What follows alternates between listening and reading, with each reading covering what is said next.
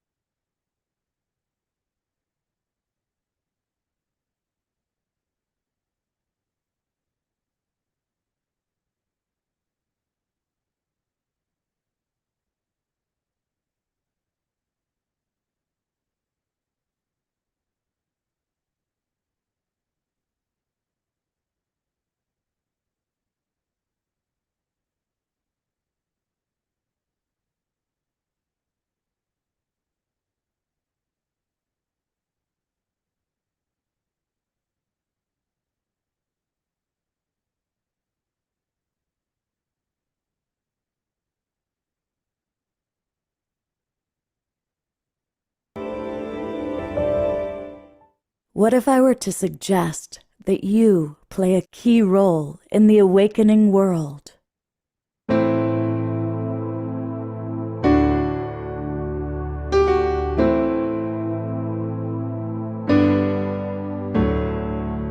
And that you are watching this because you have heard the call.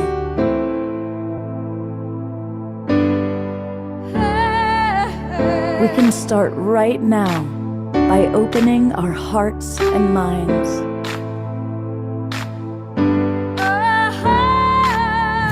Welcome to the awakening world.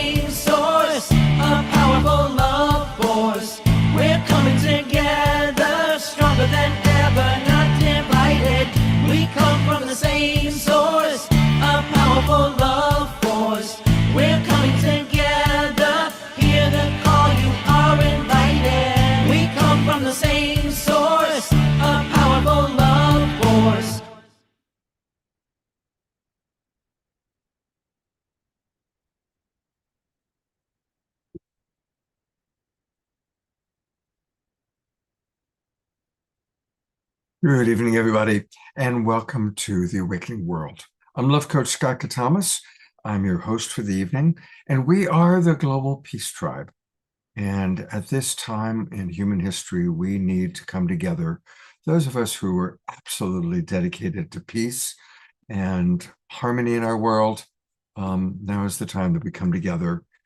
For those of you that are watching on Facebook and YouTube, welcome. We come together every Wednesday and Saturday night with extraordinary guests. And once a month, we're very fortunate to collaborate with our good friends and colleagues at Soul Search.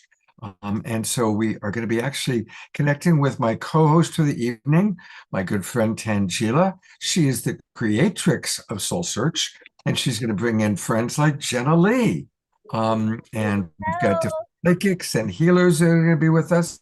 We also have Desiree with us, who is going to be throughout the evening doing her energetic psychic imprinting and also leading our prayer time with us tonight. And we've got a wonderful group of guests and presenters. But for those of you who are new, we always start with music. And we are blessed to have our house musical artist, the one and only Omashar, who's going to get us off moving and grooving. That would be me, and welcome everybody. And I know Diara's in the house too, Scott. So okay. Yes, we'll have a wonderful prayer time a bit later. And so home is where the heart is, and the heart is right here in the center of our being. So again, welcome everybody who's watching on all our streaming partners, and of course Facebook and YouTube, as Beautiful Scott just mentioned, and this song is called Welcome Home. So let's get our booty on, Gerald.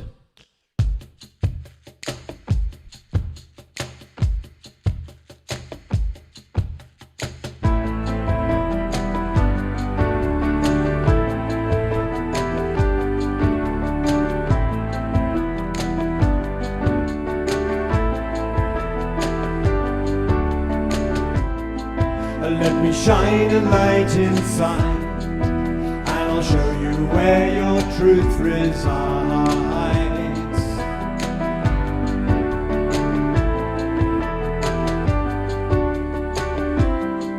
Lift your eyes up to the skies, and I'll prove to you that nothing dies.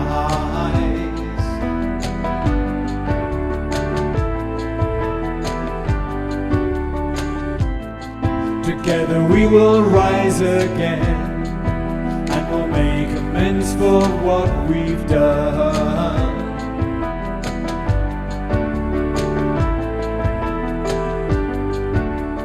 I know you hear me, so please do not fear me, 'cause I'm here to lift you, restore you to glory, and love you and hold you and be your victory.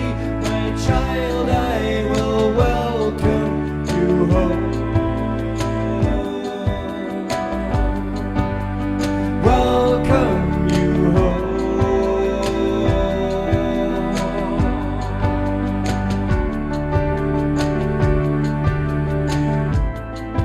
Let me take your hands in mine. As I look at you, your spirit shines.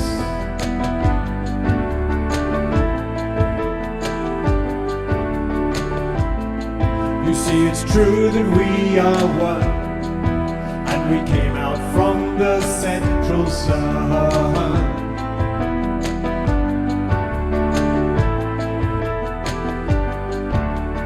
I know you hear me, so please do not fear me, 'cause I'm here to lift you, restore you to glory, and love you and hold you and be your victory. My child, I will welcome you home. Welcome you home.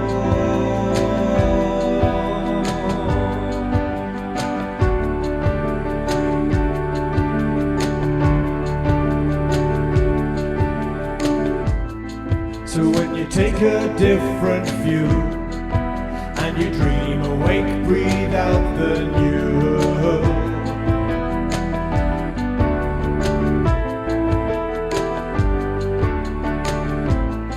The world will come alive again as we dance and sing and make new friends.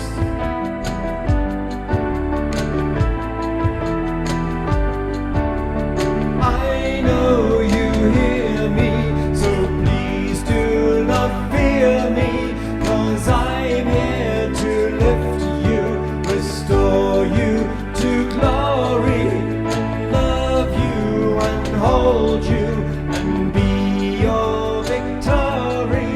My child, I will welcome you home. Welcome you home. Welcome you home.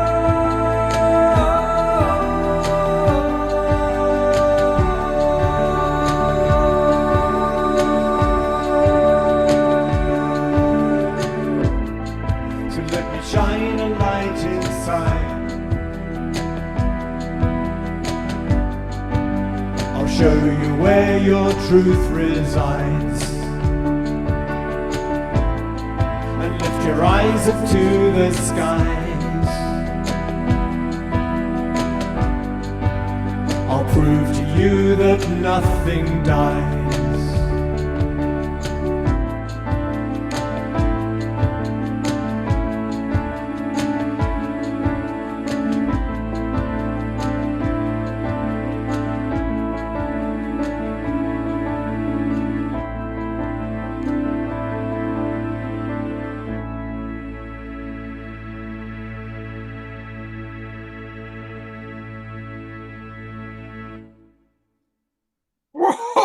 Oh, what a start. I'm on gallery view. Let's send twinkles and hearts and love to our magnificent Omashar and the Global Peace Tribe dance team. I know. Were they rocking tonight? Oh my God, I tell you, it's going to be a good evening. I can tell. Yes. Wow, thank you, Omashar. You are our true Omastar. Thank you, brother.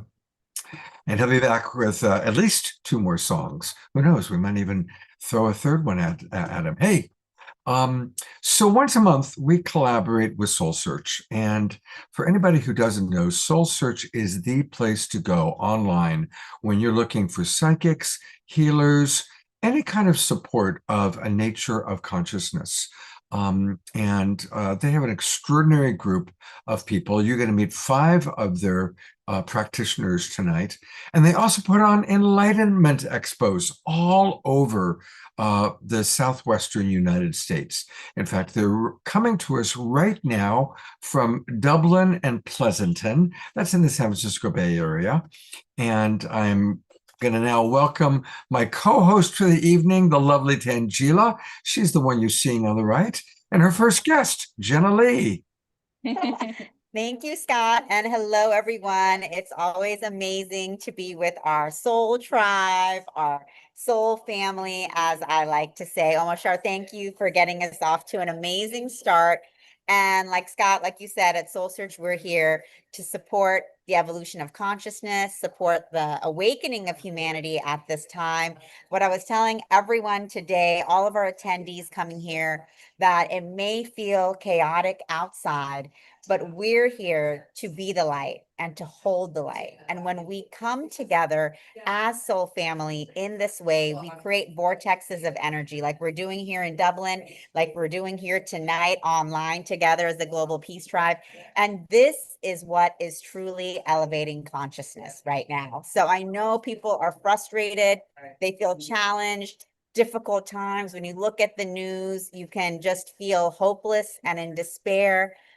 But just know that we are in the midst of a great awakening, and all of us here together, coming together, are supporting that happening. So love to be here with you guys. Thank you so much. And at Soul Search, of course, you can find all of our amazing practitioners like Jenna Lee here and many more who you'll be meeting tonight. You can connect them on our directory, soulsearch.io. And of course, you can check out all of our shows on Soul Search TV. And we are here as one global family together. So thank you, Scott, and thank you, Global Peace Tribe, for having us. And without further ado, I'm excited to introduce Jenna Lee, who is actually from the Phoenix area, and she's come to our Bay Area event. She'll be speaking tomorrow, and I'll let her chat a little bit about that. But just to introduce her, she is a consciousness guide, speaker, and channel devoted to helping people uncover the deeper patterns and energetic imprints that shape their lives. Through her work with soul level awareness, intuitive insight, and multi-dimensional energy work, Jenna supports individuals in reconnecting with their authentic essence and stepping into greater clarity. She's the founder of My Awakening Within, where she offers transformational programs, retreats, and energetic attunements. She is also the co-host of the Erotic Spirit podcast, where she explores sexuality, healing, and life force energy through honest and grounded conversations. She's here meeting with so many souls, doing her beautiful Akashic Records work and Akashic Soul guidance, and will be giving a talk tomorrow on divine sexual healing. Yeah. Right? So Jenna, welcome, and thank you for being here. Thank I had you. a question. Of course, we want to hear a little bit about you, and I forgot to ask Tangela in advance which of our presenters are going to be available for readings, but would you be available to provide a reading for one of our Zoom room guests? Yeah. Yeah. Okay. So if any of you are interested in getting a reading right now in the next couple of minutes, just raise your hand like that. That way I can see who comes to the front. And so if you want a reading from Jenna, definitely raise your hand. And Jenna, share with us a little bit about what you're going to be presenting tomorrow in Dublin. Yeah. So tomorrow in Dublin, we'll be on divine sexual healing. So as Tangela had mentioned before, I co-host a podcast called Erotic Spirit Podcast. And it's really been inspired by my own healing journey and my own healing with not only my sexuality, but really just sexual healing in general and trauma. And bringing light to a topic that honestly a lot of times it's not really talked about as much, and I see it as one of a deeper shadows of the collective and really within ourselves. So being able to bring light, and I've come to a space of forgiveness in my journey to share that light and presence with others so that we can release shame, that we can be seen as our true self. And when we're operating in any unresolved trauma, no matter what it is, it's driving us behind the scenes. So being able to expand our consciousness through our sexual healing journey is really, really important. It's been part of my passion to enlighten people on. Beautiful. Thank you, Jenna. And Jenna's going to be giving that talk what time tomorrow? Tomorrow at 1 p.m. At 1 p.m. So if you're in the Bay Area, definitely come and see her live and in person. And you can also tune into her talk at 1 p.m. Pacific via live stream on our Soul Search YouTube channel and of course on Soul Search TV. So even if you can't make it live, which I hope you can still tune in to this beautiful talk that Jenna is going to be sharing with us tomorrow. Yes. Okay. Well, we've got several people who have raised their hands.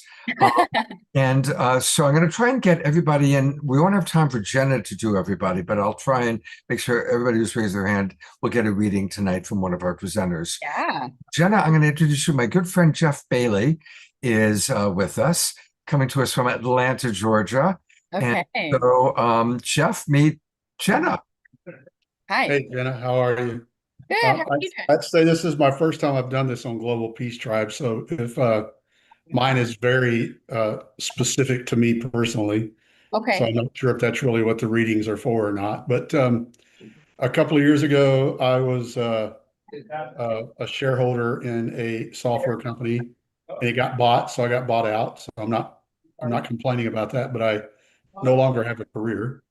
And I just started a company, but it was basically doing the same thing that I've always done. Mm. And I'm just not real sure how I feel about that. So I was just wanting to see what you could kind of pick up on that. Yeah, absolutely. So just tuning into your space and tuning into the field here. There's also just one other, I also, like to go based off of what people say as well.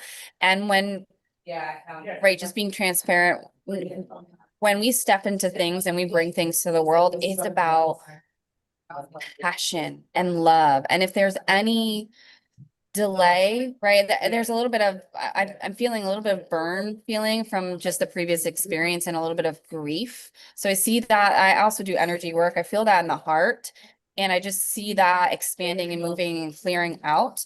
But I'm also hearing about your passion and an opportunity to challenge yourself in what you would be so excited to bring into the space. So even just dropping into this not sure how feel about it space there, what I'm hearing your guides come in and your higher self come in with is what is it that you would be so excited to do that you would shout from the rooftop? And maybe it might be like a small shout in the beginning. Sometimes when we step into that space of passion, there's a little bit of fear with how we will be received. And I'm hearing there's an opportunity as well to look at how you are seen or being seen, kind of a core wound around being seen and what happened last time, this space of things being shut down, right? It's kind of sometimes we have things that happen in life that activate other areas in our life where we weren't seen. And so now stepping into this new space, I'm hearing, am I going to be seen again for my worth? And so I'm hearing that clearing on an energetic and higher level here. And I hear your guides coming in very loudly on your passion. What is it that you would be passionate about? And I see something creative. It feels like this is very analytical and there's a lot of they're showing me numbers. I'm seeing numbers. So whether obviously I know you shared what you're doing, but I see the other part of the brain that wants to move and break free and be seen and flow. And that's going to impact the rest of your life too, all the other areas of your life by diving into more flow. Yeah, and then I feel the energy a little bit slowing down on that. So I'm just gonna pause and ask how you are doing here. No, I'm doing fine. Yeah. Okay. Yeah, Yeah. yeah, there's just a beautiful, loving space that's wanting to be seen. So no matter what you do, I feel this beautiful energy around that you can bring into this space. Um, but it is seeing yourself first. And this way, no matter who doesn't see you, no matter where you're not being seen, it doesn't matter. It's all coming from inside. It's all coming from who you truly are and what you're bringing into the world and how valuable you are, no matter what you bring. There's a little bit of pressure that I feel, like even on the shoulders. I don't know if you ever get any upper shoulder pain or like kind of neck pain, but it feels like pressure. So just have fun with it until you figure out your next move. Yeah, just real quickly, it's kind of funny because people are like, "Oh, this is a great opportunity. It is an incredible opportunity." I agree with that. I'm totally fine with it. But everybody's like, "Just do what you love. Just do what's going to make you fun. What's going to give you fun." I've never thought about what would I love to do when I work, or what's going to give me fun. I'm in my 60s now. We were raised to, you need to earn a living Yep. and you need to support everybody. And so I really have not been able to get beyond that Yeah. yet. Or I just say beyond it. I haven't moved through it, whatever you want to call.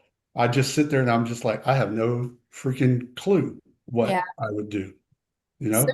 so just to somewhere to end it with, because what I'm hearing is I channel with source and guides and all of that. And what I'm hearing source and universe come in with is first to see yourself. I believe that's why there's a lot in that theme coming in, because at the end of the day, there are spaces where maybe you weren't seen, and now this is a chance for you to see yourself, and it may be a little bit scary.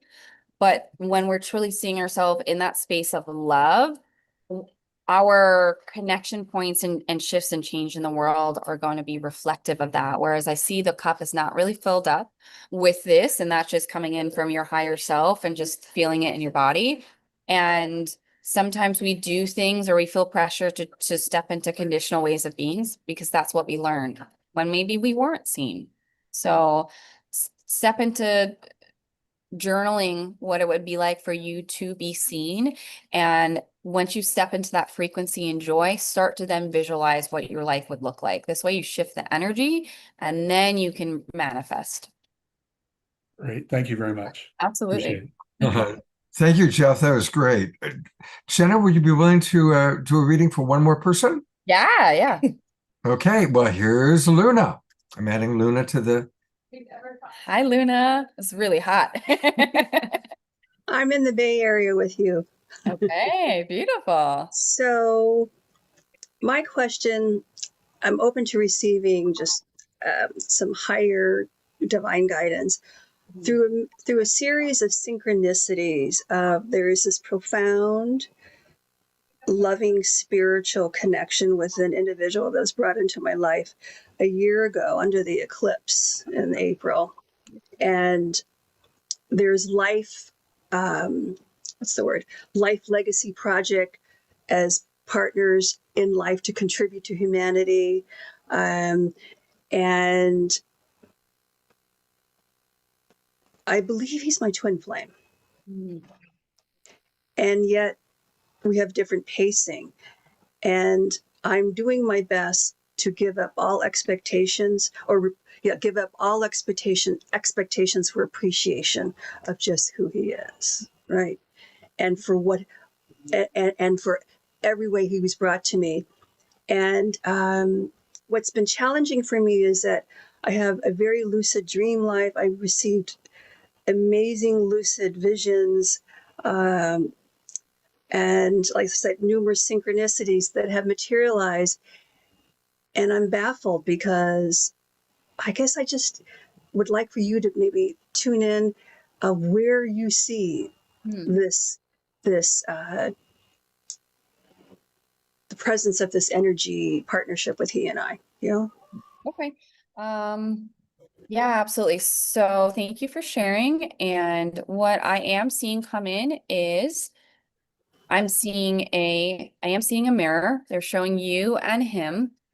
And there is absolutely inactivation. And when people come into our lives, we know that they're coming in to show us things. And this is very clear on the mirror. I'm not necessarily hearing twin flame, but there is absolutely an activation point of helping to see and love yourself deeper by coming into a space of a deepening of non-judgment, right, with them and their journey, and to let go of control. What I'm seeing is they're showing other partners or even points of references of other males that may have been in your life, and an opportunity to step out of this, or some of the subconscious programming, at least that's coming in. A little bit of the work that I do is looking at the aspects of that masculine energy and the control that it may have occurred in your life. And so this is coming in as I'm seeing seeing a tornado and this masculine energy, a little bit of imbalanced on his side. That's things that he's working through, but it's also giving a mirror an opportunity for your own divine masculine energy within you to look at that balance. And sometimes when we have an imbalance, it flows into, more toxic area, more, instead of protection from a loving space, it's more of a protection, putting walls up because I needed to do that at one point. There was the need to do that. And they're showing me the walls coming down with you and him. And that's what it's also teaching, that it's maybe a little bit of his own projection onto you and what he's going through, but then for you to finally see, or for you to solidify and crystallize in the knowing of the safetyness within you, and the walls can come down because you're fully safe and loved and protected. So there's what I'm hearing is these are the mirrors that are being shown in this connection. They're not going far out enough of like, hey, this is right a forever or kind of thing, because they really want you to drop into moving through and shifting the pieces here, and you're bringing your awareness and consciousness to these aspects. And I see other doors opening up for you. So that means that can mean a lot of things, but I'm seeing all the threads of possibilities as we're in multiple timelines and we shift all these things. And I see the heart expanding when you drop into this expression deeper and crystallize and solidify these knowings within your being. And I do see work together, but this is the work. This is part of the work, this internal connection point within you. So I'll pause there because I know I said a lot. Just to see if you had any clarifications there. No, I think the only thing for me is that I'm pretty, I have pretty well established spiritual foundation in my life. Yeah. So I call into my life, right? And I surrender at the same time. So that's what's been an interesting journey about this, is because Yeah. we've had the conversation there. We don't believe in coincidences, right? This was all a matter of, right. We called each other into each other's lives. And so, Yeah, absolutely. and there's a profound spiritual loving connection with us. Absolutely. And there's no other way to, when we are here on a soul level to do this deeper work where we get to be reflections and more present, we get in deeper. There's without a doubt that soul love. And this is inviting all of these things to be deeper, to go deeper, because you do have the foundation. So now it's calling in deeper aspects of you and may activate some of that older divine masculine energy that you've witnessed in the past, because you are dropping into safer spaces and more will be revealed, more layers. And what beautiful way to experience the journey. So Thank you. hopefully that helps. Yeah. Beautiful. Jenna, you are really just a wonderful presenter. I really am appreciating just your wisdom, and I want to let people know how they can get more of Jenna. First and foremost, come to Dublin. For those of you in the Bay Area, tomorrow. Jenna is live in Dublin, so you can Yeah. experience her beautiful magnetic energy in person. So if you guys are That's there, come on down. And Scott will be here too tomorrow. so, Jenna. I look forward to getting a hug from you tomorrow. Yeah. Yes, I and look Scott forward- is giving an amazing talk on relationship mastery, which at our last expo 2 weeks ago brought people to tears. Oh. Scott, it was very powerful, Beautiful. very Oh, powerful. Well, I So, also want to let people know because most of our people are not in the Bay Area. So, so I'm going to show you two websites, everybody. First of all, remember that everyone you're meeting tonight, you can see and you can connect with them by going online to soulsearch.io, and then every one of these people is here. So, for example, here's Jenna Lee, and you can reach her by contacting her. And then, of course, she also has her own website. And her own website is the same theme. Her own website is myawakeningwithin.com. Myawakeningwithin.com. And Jenna Lee, is there anything you'd like to make sure that our audience knows about that's on your website right now? yeah. Well, I mean, I guess the big thing that I do is the Akashic source code sessions. I channel at source, work with the Akashic records. Can be done one-on-one, but I'm also promoting retreats I have in July, which is Sedona and Mount Shasta. So lots of other events, inner child healing work too, and integration work. I'm big on inner child healing. That is Wow. where we learn all of these patterns, all these belief systems. And I had PTSD, fully recovered, and there's a lot of tools that I've cultivated with that and being aware of the nervous system that I now have integrated into my workshops in Southern California and Arizona, and my retreat coming in Sedona. So Wow. lots of beautiful stuff. So a wonderful chance to go to Sedona, Arizona for sure, to get some amazing time with Jenna Lee. Jenna, yeah. thank you so much. I always enjoy when you're on the show. Thank you. Thank I you. look forward to And seeing thank you, Jenna. At least she had a long day here in Dublin after coming all the way from Phoenix. So we Yeah. really appreciate you and taking the time for doing these beautiful readings. And so Yeah. all of you who are tuning in, you get to really feel her energy and the depth of Jenna's work and just such in a few short minutes. So imagine the depth that you can go at it, for a longer time. So come by, see us in person tomorrow, and hope to stay connected with you all. I'll see Bye. you tomorrow, Yeah. Jenna Lee. See you tomorrow. Yep. Uh, Jenna. and we have another guest coming right We up. have another guest. We have another guest. She's coming in right now. Thank you, Jenna. Take care. Donna Hartley. She is our next guest coming in, and she is an amazing past life reader, world renowned, and I'm excited to share with all of you about her a little bit more.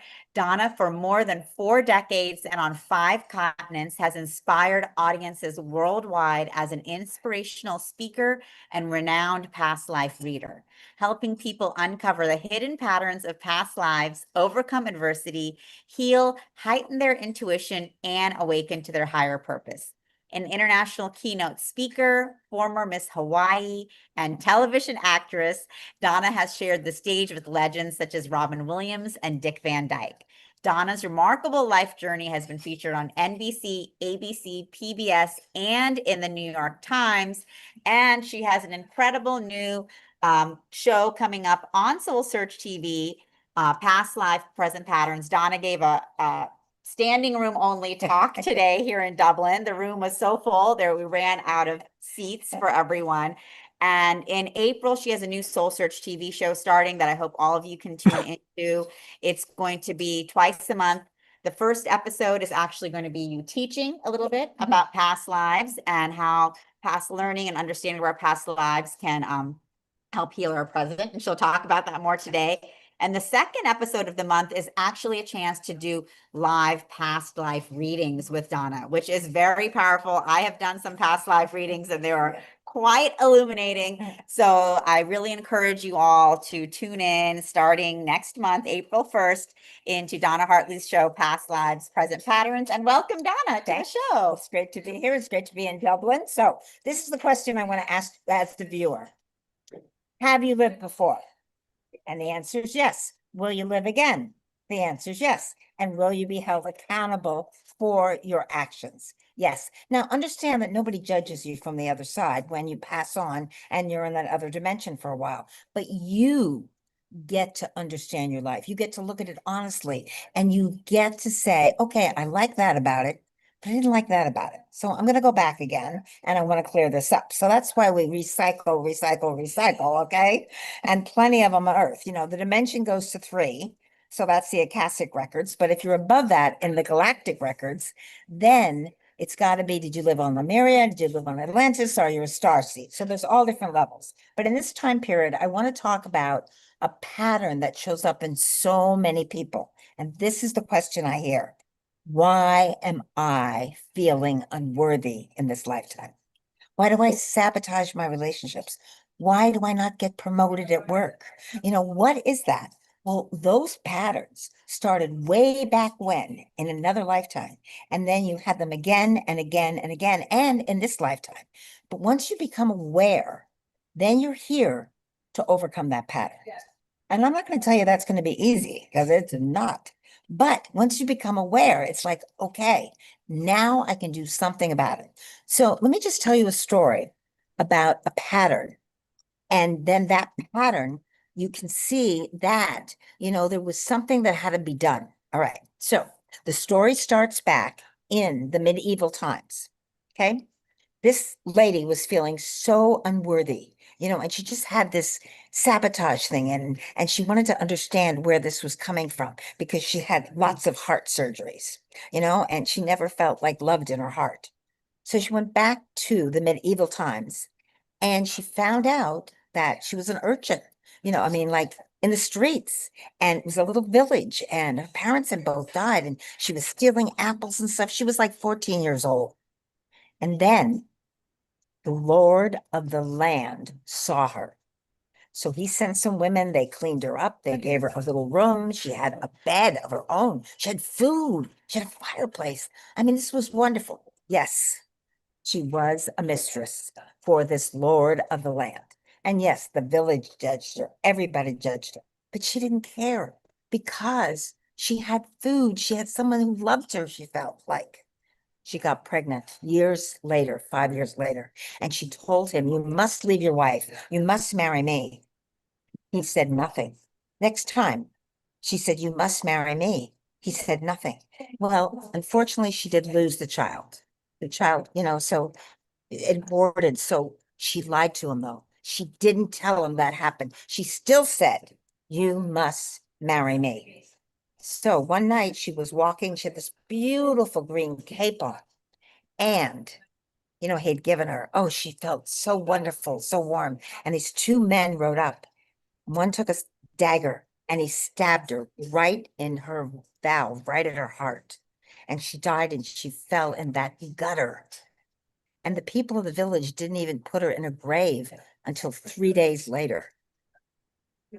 So she died with hatred, with anger, that feeling she wasn't worthy, that no one would ever love her. Okay, that's the past. Let's come to this life. Okay, who was that lady? That's my story. And if you look me up, you'll see I had 3 heart surgeries in this lifetime. 3, and they always were for my aortic valve. Did I marry in this lifetime? No. See the patterns that keep showing up because I had that unworthiness that I lived for years and years, and my heart valve just kept giving out and out, and I had to replace it. So I finally said, that pattern is absolutely stopping me. I got to go in. I got to heal it. I got to forgive myself for that, my lies in that lifetime and for what I did. I have to live in the present and know that I am worthy. So once you understand a pattern in a lifetime, another lifetime, then you can bring it forward to this one and heal it. So here's some of the steps and some of the tips that I want to give you on healing. Now, I'm not going to tell you it's going to be easy, okay? Because it was not. So I repeated that pattern. I had a father in this lifetime that was violent with me. I had men that walked out on me, left me prom night, nothing important, my prom, okay? Stood me up for New Year's, okay? Put one on the house from a deed of my house. Oh yeah, he took me for a lot of money and left with a younger woman. So did I create that unworthiness? Yes. And then when I said, this is the last of the longest of the worst, it never happened again. So finding out what your patterns are so important. So the first thing I had to do was scream, pound the pillows, cry. I had to come to terms with that was me. I was part of that. But I said, I choose to heal it in this lifetime. So then I meditated. Okay, I started to calm myself down, understand that I'm in charge, that I could heal this. I trusted my intuition that says, yes, you can. So I had to forgive myself. That was the hardest one. Forgive yourself, to know that you're human. Doesn't matter. Don't judge yourself in that life. Don't judge yourself in this life. Know that when you come in this life, you're a pure soul, pure. You just attach all this crapola to it. Okay. So you got to stop that and say, no, I am not going to do that in this lifetime. So what else did I do? Another thing was I went out in nature because that's what heals us. Ground yourself. I walked. I live in a mountain area. I walked in the mountains. I was grateful every day, grateful for the wind and for the snow and for the water. I started becoming grateful that I was alive in this life, and I understood that I had the power to heal. The other thing I always say, and people look at me like I'm nuts, but it's okay, the junk food. That's right. When you're eating all that sugar, it just makes your brain go crazy. You become a follower. You don't become that inner leader that you were born to be. So you got to count the sugars. And you know what? They disguise it. So for example, if you look at a label and it says 5 grams of sugar, that's 1 teaspoon. If they said 15 grams of sugar in that food, that's 3 teaspoons. Please don't go over 20 teaspoons a day. I'm telling you, that one ain't easy because it's everywhere. But once you start to get rid of that processed sugar, you understand that you're in charge. Okay. Another thing, at every night I went to bed, I said something grateful. I was grateful for that day. And it could have been a crappy day, but I was grateful I was alive. I was grateful the sun was out, all of those things. So if you take those steps, the other thing I do is I break contracts.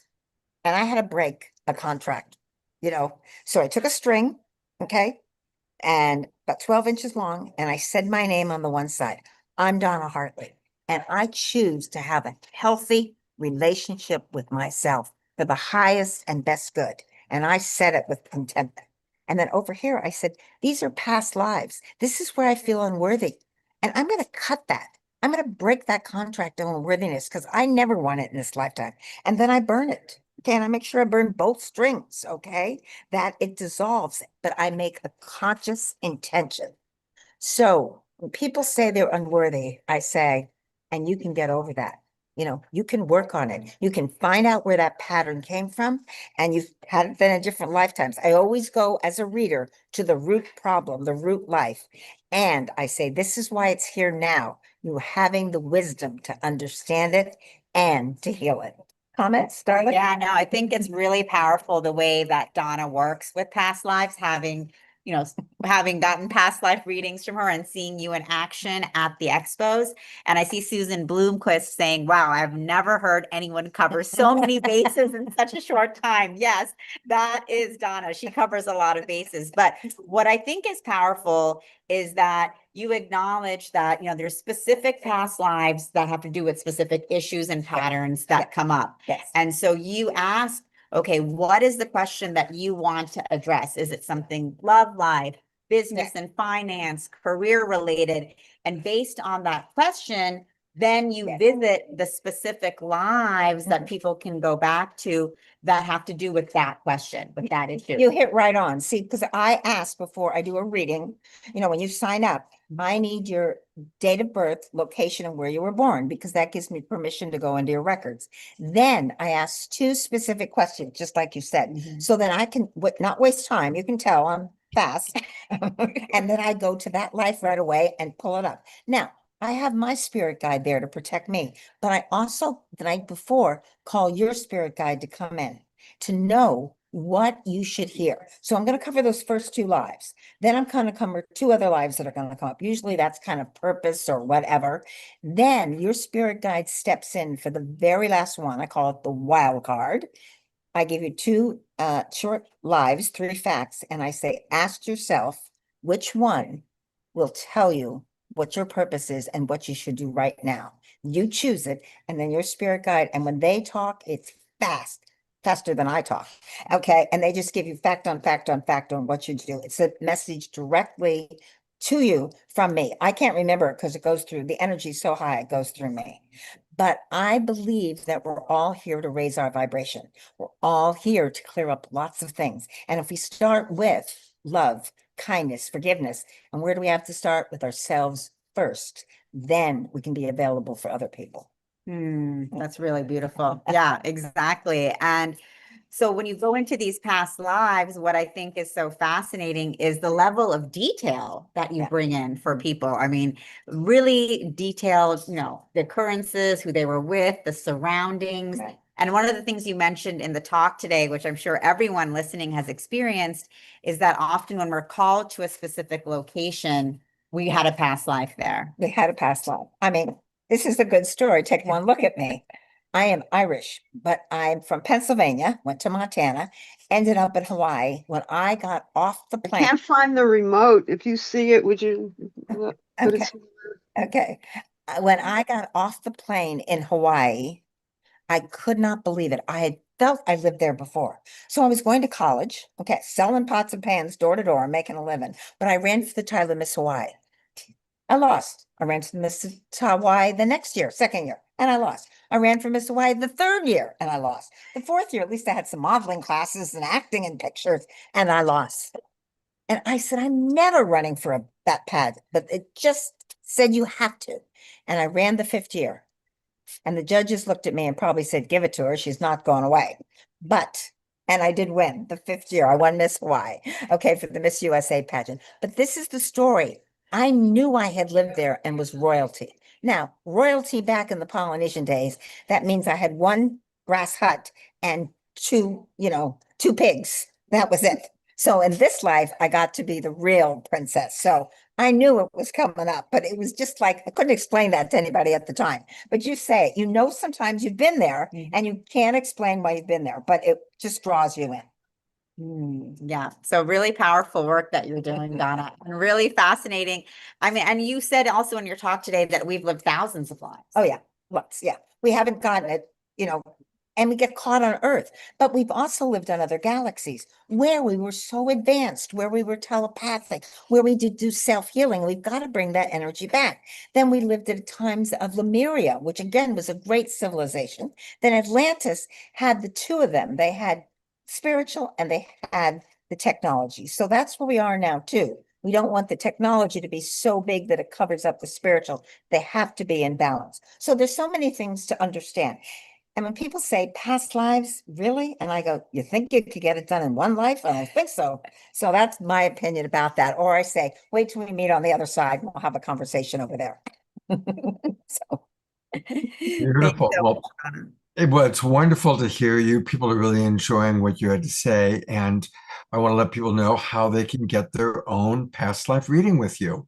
And that's to go to donnahartley.com. That's her name, Donna, D-O-N-N-A, Hartley, Hartley.com. And you can learn all about her amazing survival stories. Oh my gosh, you've had quite the life. And she's been on television, NBC, PBS, ABC.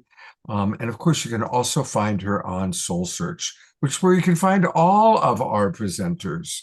So, and Donna, what's the best way if someone wants to schedule a session with you? Well, I would say go to my website under that donnahartley.com. There's a past life thing, and just send me a link and say past lives in there. And then I follow up. I send an email. We get it scheduled, and then we do it on Zoom. And this is the good part. I do 70 minutes fast, 5 lives, but you get a copy in 24 hours of the video, the audio, and the written transcript. So Wow. people that are intuitive, I say stop in the middle of the video in a life and then say, okay, she's talking about me being maybe on an a Native American. And wait, I can see a village, you know what I mean? And see if you can get more out of it yourself and put yourself there. Because I want everybody to develop their own intuition too. Beautiful. And then Beautiful. people ask, like I mentioned, people ask specific questions Yes. and you go into those lives that pertain to those questions. Right. So when I send you the form and say, I need your full name, date of birth, location, I say, send the 2 questions over and then a headshot, because I also read your energy. So I'm coming from all different angles to make sure we can get those lives. Yep. Thank you, Scott. Thank you, Donna. And we'll look forward to seeing you. Will you be there tomorrow? I will. Absolutely. I'll Yes. look forward to meeting you in person. Okay, She'll good. be here in person. And then for those of you guys who would love to tune in to Donna's Talk, you could still watch the replay of Donna's Talk. It's on our YouTube channel and also on Soul Search TV. You can tune in and watch Donna's very dynamic talk on past lives, present patterns, and hear more of her incredible stories. I mean, you guys only got to hear a few, but her stories are amazing. And I see Katie A is asking what kind of questions. Okay, so these are the questions. I asked you to ask about a pattern or a gift in this lifetime.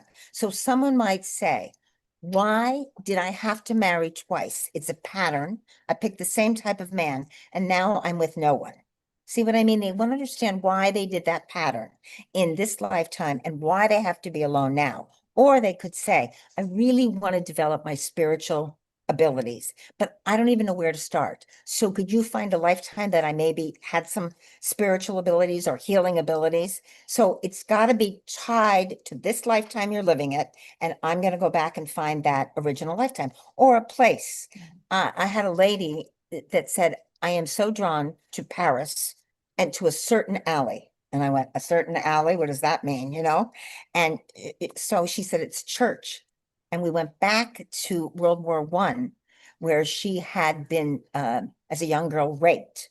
And she ending up in that church crying and became a nun and became very strong because her parents had kicked her out. In World War II, guess what? She was a resistance fighter and saved so many lives because she wasn't afraid in that lifetime. They had already done the worst to her in the World War I. So that gave her that depth of, she said, why I went in that church and I cried and cried. So a question like that. Amazing. Amazing. You know, much earlier when I was much younger, I had the experience of remembering a past life where I was shot and killed during D-Day. I was an American soldier, and it was during the D-Day invasion. And I mean, I completely out of the blue relived the whole thing. And I remembered I got shot right here. Well, I only have one birthmark in this life, and and it's the size of one of those machine gun bullets, right in the same spot where I had experienced it. So it is fascinating how those things happen, and I clearly anybody who works with you is going to have an opportunity to really discover those parts of themselves. Scott, now that you're mentioning that too, one of the things Donna spoke about today is also how our pets, and Scott has a beautiful pet who you'll meet tomorrow, Jasmine Bear, his wonderful dog. And you spoke about how our pets also return to us from our past lives. They are here to love us, protect us. Yeah, absolutely. So Scott, I look forward to seeing your pet tomorrow. Absolutely. You will definitely look forward to meeting Jasmine Bear. Yes, and Donna's cat, Starry, was with her in several other lifetimes in ancient China and in Africa. In Africa, yeah, too. Yeah. So really, really fascinating how just the people around us and our pets and our loved ones are, you know, we're all soul family coming together time and time again. So Jasmine Bear has been with you for a long time, Scott. Of that, I'm sure. But it's going to be really fun to meet you tomorrow. I look forward to that. Okay, thank you. Look Thank forward you to so it. much, Thank you so Scott. much. And so for all of you guys tuning in, definitely April 1st, we'll be premiering Donna's show on Soul Search TV, Past Life, Present Patterns. First episode is going to be her teaching. It's around 8 minutes. Yeah, So it's it's 8 a, minutes, it's yep. a short teaching on past lives. Yep. And we have six of those for 6 months coming out the first Wednesday of every month. Easy to remember, the first. And- And I was born on the first. Okay. And then the third Wednesday of every month, she'll actually be doing mini past life readings. So this is a really great opportunity because I don't think Donna has ever does that anywhere. I didn't. I've Even- been so busy. I Yeah. never did the mini ones, but Yeah. this great lady said, come on. I was like, come on, let's try it. Jeff Bailey saying, can't wait for that show. Okay, good, Amazing. good, yeah. So So the show is going to be, I have a theme for the show when it's live. I'm going to say, okay, I'm going to talk about phobias, the first part, and give you ideas what phobias are, how they show up. Then the questions that people will sign up for and have the reading has to do with a phobia, because then I want to show you how it happens in real life and then how you heal it. One will be on traumas, topics like that. So yeah, so stay tuned, guys. We're going to be going into some of your past lives coming up pretty quickly. And thank you so much, Donna, for sharing all of your wisdom and talent with us. Okay, now I can go home and rest Yeah. before I come back tomorrow. Thank you, Donna. Okay, she came from Tahoe. Yeah. So yeah. I'll we'll be look forward to meeting you tomorrow. Okay, And we'll thank be you. back- And thanks for everybody. You could have been anywhere today. Thanks for spending time with us. I appreciate it. Thank you. Donna. Thank We'll you. be back to Tangela in a little bit, but it is time for a couple of Global Peace Tribe announcements and another Omashar song. I want to let people know that, speaking of Soul Search, you've heard me mention it, I will be tomorrow in Dublin, and I'll be doing a talk on relationship mastery. And for those of you who can't make it, we are going to also do it online. It'll be a hybrid experience where you can watch online. For all of our subscribers, I will send out an email with the link. For those of you that are in the Zoom room right now, I just put the link into the chat box. So join us at 3 o'clock. And hopefully Omashar will do at least one song, perhaps towards the end, and if he gets there in time, both. And so hopefully I'll see some of you in person and the rest of you all online, and I'll be answering specific questions that you might have about your relationships. So that's always a fun thing to do. And speaking of Omashar, our Omashar, he's got an important announcement to make, followed by a song. Okay. Da, da, da, da, da, da, da. I didn't realize I was going to be on now. So can you hear me okay? You sound great. Good. Because I'm this coming week I'm at the Sedona Ascension Retreat in Sedona. How about that? And I just have a little thing here to share with you, but I have to press my sound. This is a little reel I created for the retreat, and I shall give me a moment to get my head around this. Because I have to share screen and I forgot to share the sound thing in the beginning. So just twiddle your thumbs. Share computer say there we go. And here we go.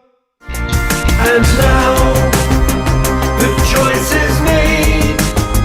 We hear the call to freedom.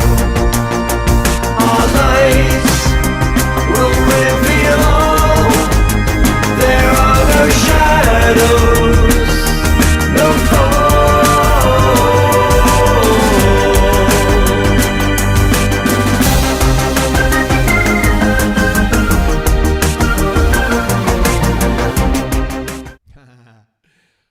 Well, that was that. It was so much fun creating that reel. It's only like 40 seconds long, but it's awesome. So anyway, here is a song called Dancing into Greatness. So do put your dancing shoes on, and especially you, Jeff. And let's went. All right, I think I'm all good here. Yep, I'm good. Okay. Excuse me for fumbling around. Where's it gone? There it is. That's better than coffee. Definitely, definitely. Much amazing, absolutely powerful. What's coffee, Scott?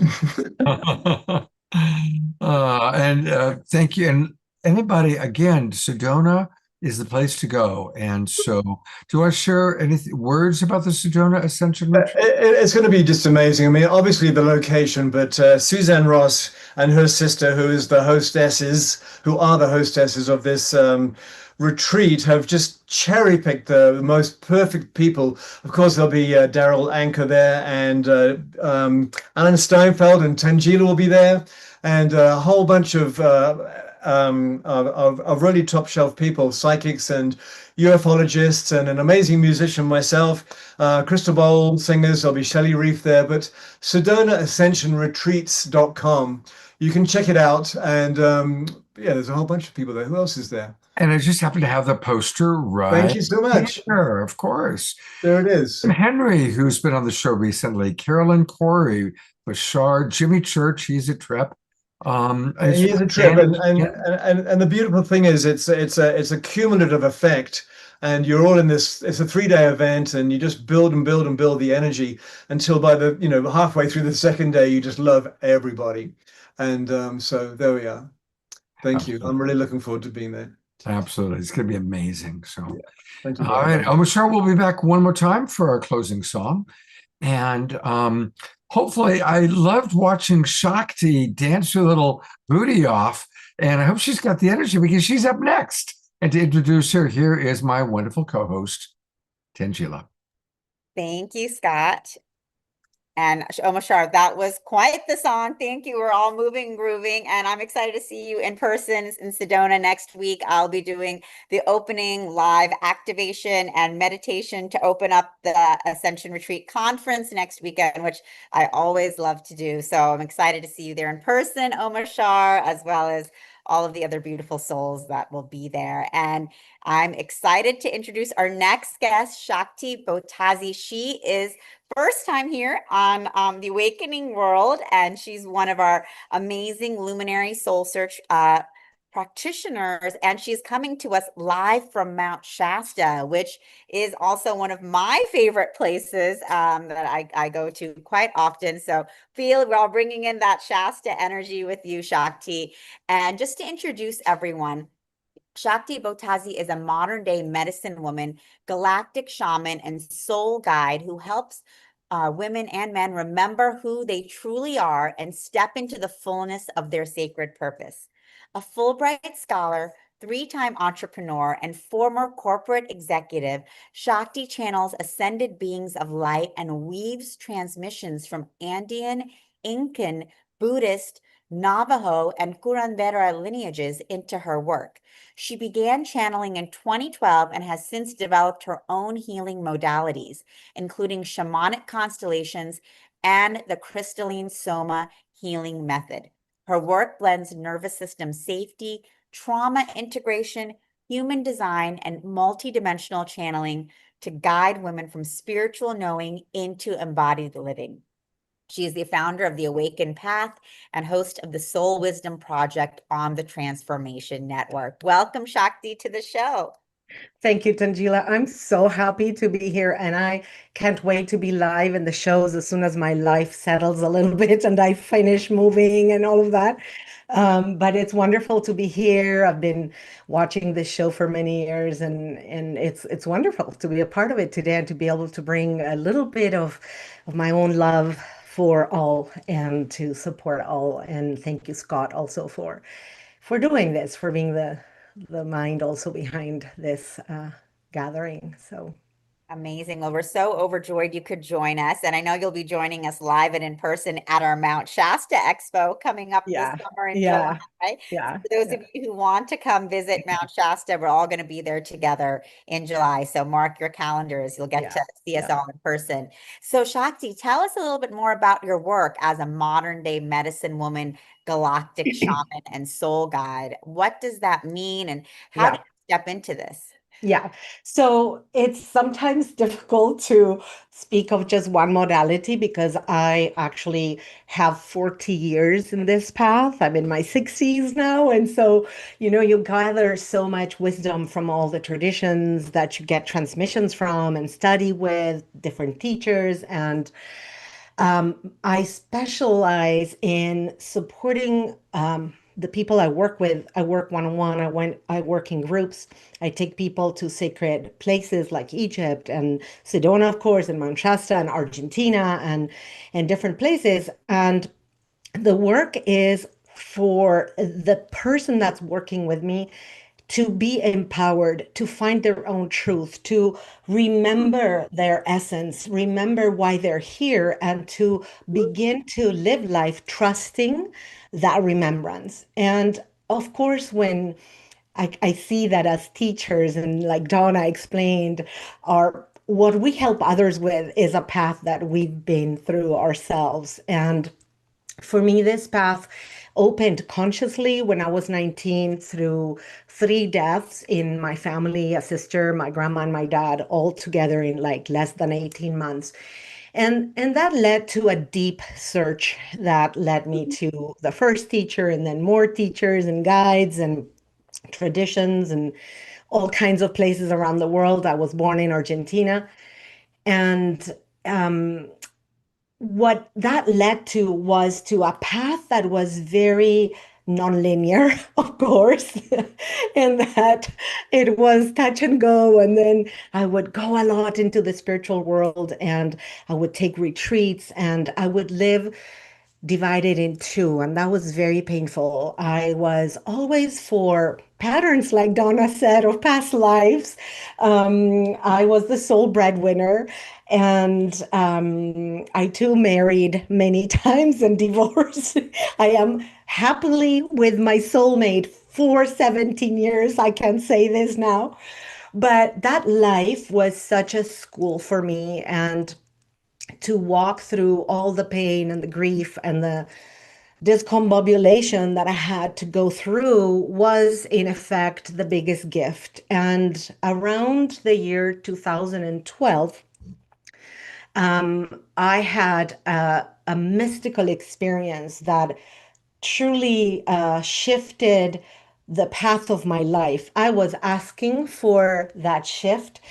And because I too had the wound of unworthiness, up until that time, I was able to connect with divine guidance and with the beings of light and the multi dimensions and galactic beings and and the earth and all the beautiful beings that collaborate with us in this journey on earth. But I was only able to do that when I had done a lot of work to, in my mind, deserve that. And so I meditated and I lit candles and journaled and then asked. And then I believed that after an hour and a half, I could get a little bitty of information. And I was doing a lot of work to heal. I was learning with many teachers. And this morning, where I was going through a really, really rough time in my life, I was having breakfast in my kitchen. I had sent the kids to school that were very young, in like elementary school, and I was in my pajamas, so all not perfect. I didn't have candles on. On the contrary, I had my computer close to me, and I was watching a movie that is from a mystic in Brazil, which is interesting. I was watching that movie that spoke about how life is on the other side after you pass, after you leave the body. And I hear this voice that says, close the computer. And I don't. And I'm like, "Pfft," so I keep drinking my coffee and I'm like, close the computer. And I don't twice. And so the third time I hear, close the computer so we can talk to you. And so I'm like, okay. So I closed it. It was a laptop. I closed the cover of the computer. And suddenly the whole kitchen where I was becomes illuminated by these beings of light. I've told this story so many times, and not once do I not feel that again. And it was all around me, like a circle of beings of light. And in front of me, between the table and the fridge, Literally, a scroll came down, or what I saw was like a scroll coming down. And I heard and saw the letters being typed, like when you type on the screen of a computer, letter by letter. And I received a transmission that was mostly of love and energy, but that it had many, many messages that I ended up uh, taking action upon through the next year or two. They were about my life, my business, where I was meant to be. I was in Italy at the time, and it was about my children and even what food to eat. It was extremely detailed. And in Earth time, it lasted 45 minutes. And when they were done, they said Sirius, like the star Sirius, out, because they have a lot of a great sense of humor, which is something I love when I connect with the guides. And they left, and the kitchen like left was not illuminated anymore, and the energetic frequency plummeted. And with that plummeting of the frequency, I collapsed and started bawling. I was crying so loud because that was a training also in the vibrational field that someone has to hold when you access the multidimensional field. And I wasn't ready for that. And so it was a lot of effort for me and my being and my system, and it fried. And so I cried for like 2 hours. I called in at work and I canceled. I said, I can't go to work. I couldn't drive. And I journaled as much as I could about that. And that was a turning point, not a coincidence that it was in 2012, such a turning point for all of humanity. And from then on, what happened was that I began receiving guidance and trusting the guidance that was coming and asking for guidance and using my own discernment to either take action or not upon that guidance. And it's been a journey, which is still going on. But the beauty of this journey, which is now 14 years going, is that more and more I learned to trust my own path through so many synchronicities and so much magic and so many irrefutable um, indications on 3D. For example, one of them was when I sold this house I had in Tuscany that I had to sell. I needed the money. There were so many conditions that I needed to sell that house. And I had a real estate company at the time. And prior to selling that house, I had sold a house of a German woman that she was in dire straits. And so when that happened, the house was purchased by a man that had the birthday and the name of my dad that had passed when I was 20, the name and the birthday. So what are the chances? So that gave me money because I got my commission. This woman had a lot of money. When I had to sell my house a year and a half later, I needed money to do some betterment of the house and renovations, and I didn't have the money, and she lends me the money. And the person that buys the house buys it on the anniversary date of the passing of my dad. So all of these things, I have so many, I could speak hours about this. So fast forward to today, in that journey that has been filled with wonderment and a lot of grief and pain and overcoming all of that and understanding that there was something, some reason why I was going through all of that. One of the biggest clues for me was, well, when I was in a mess as a young woman, I understood. I created the mess. I can get myself out of the mess. And through that, about 10 years ago now, I was led and guided to drop everything, sell my real estate company in Tuscany, begin coming to the US. The guides were telling me Mount Shasta needed me. And it took like 10 years for me to eventually go to Mount Shasta, but that happened. And I lived there and I'm on my way there now. I'm not there right this moment. I'm in Oregon, like Sanjila said, but I'm on my way there. And one of the biggest things that has happened when I work with others is that because I to work with the guides of the other person, my guides, and I have so many, many trainings and traditions and transmissions, is that I utilize whatever is needed to go deep and help the person release the conditionings, release what's holding them back from living their better life, better expression of themselves, and mostly to begin to live their own life, trusting their own source of guidance. And oftentimes that happens so beautifully because it happens where, for example, just a few days ago, I did a shamanic constellation, which Tangela mentioned, which is an ancestral healing. And ancestral healing is important because, just like Donna said, we bring patterns, and oftentimes patterns come from past lives, but sometimes patterns come from our lineage. We take the ownership of patterns that were from our father, our grandfather, or mother, grandfather, great grandmother. And we told the souls, I'm going to go there and I'm going to end this pattern of struggle and suffering for the family. So as we do an ancestral lineage healing, which is called a shamanic constellation in this methodology that I apply, you get freed, you get released from that holding pattern, but with you, your whole lineage. It is so profound and deep. And that also came through my own guidance to learn that. So the other day I was doing one of these sessions, which are very profound and they last like 2 hours. And every time I do these sessions, the guides tell me what elements I have to have on the field. So I can do those remotely. And so they tell me you have to have this kind of crystal today, and you have to have this thing because it signifies this thing or this other thing. And I know nothing about the person or the lineage of the person. And every single time when the person comes online and I begin explaining the field, they're like, oh, I was guided to put this tone and this tone and this card, and they're the exact same. And so that alone opens up the person to a receptivity and an ability to just relax and know that it's going to be okay. And so after that, beautiful healing happens. And since then, I had two modalities fully download. One is the shamanic constellation, and another one is an energy healing method called the crystalline soma healing method.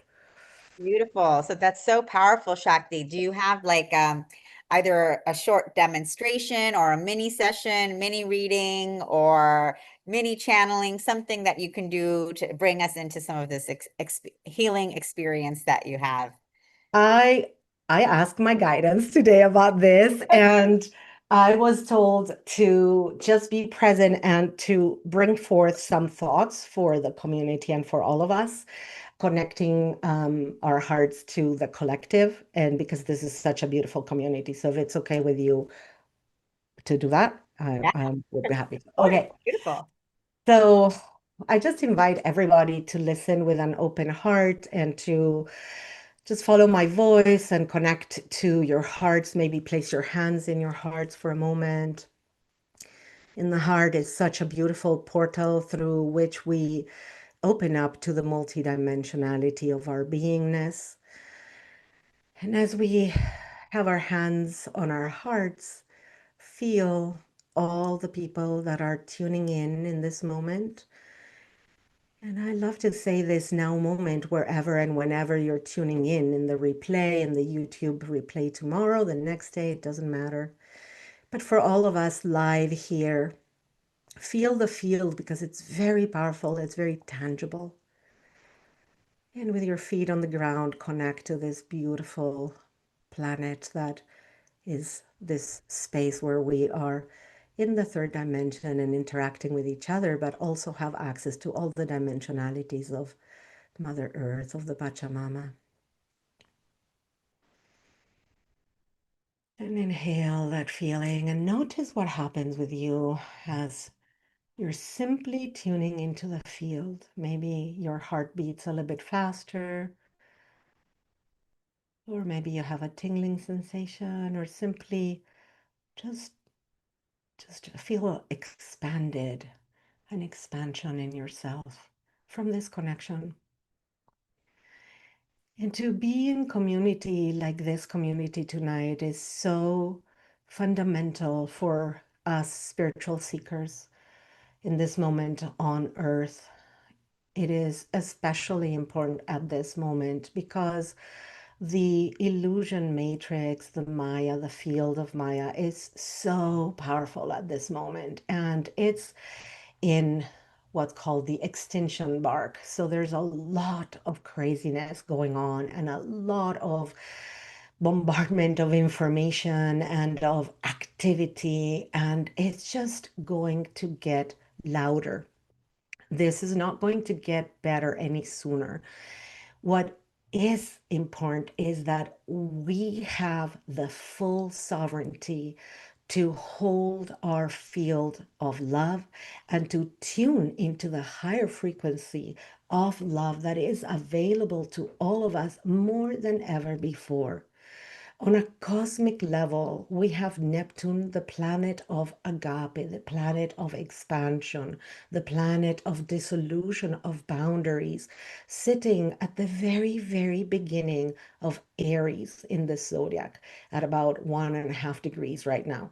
And it is very near Saturn, playing with this dissolution of boundaries, bringing the boundaries and bringing louder and louder the laws, the regulations, the physics of what it means to live on Earth.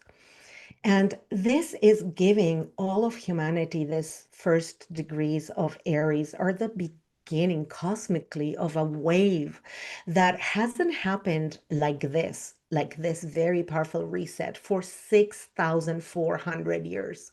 Yes, Neptune and Saturn come together every 30 years or so, but together at 0 degrees of Aries, like they were on February 20th, they only come together every many thousands of years.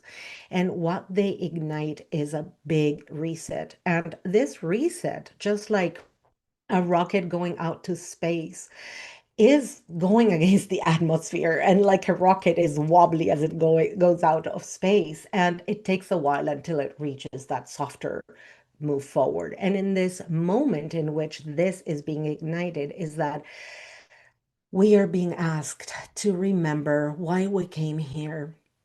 Each one of us that is here on earth at this time has a very definite soul mission.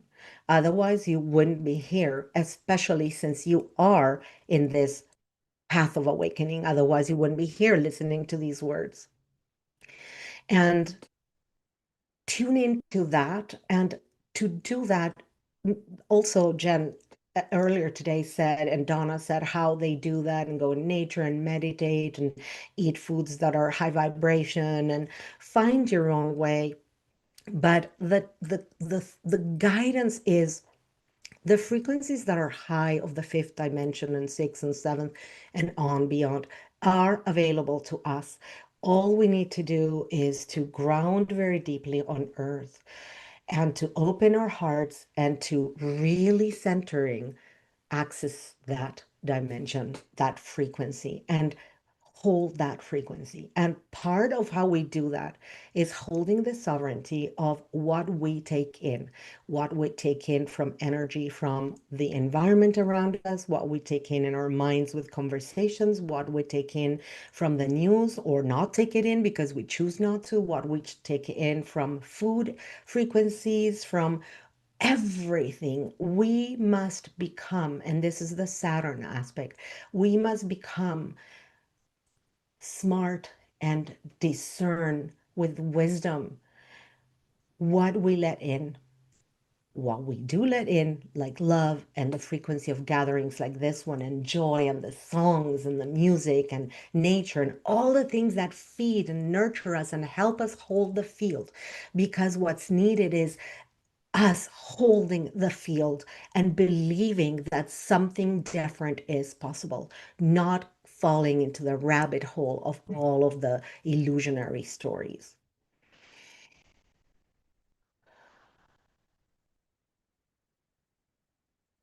And a remembrance that we each have access to that higher frequency of our higher self, And remember every day to give permission to your divine team and to ask your divine team to support you in thoughts, words, and actions.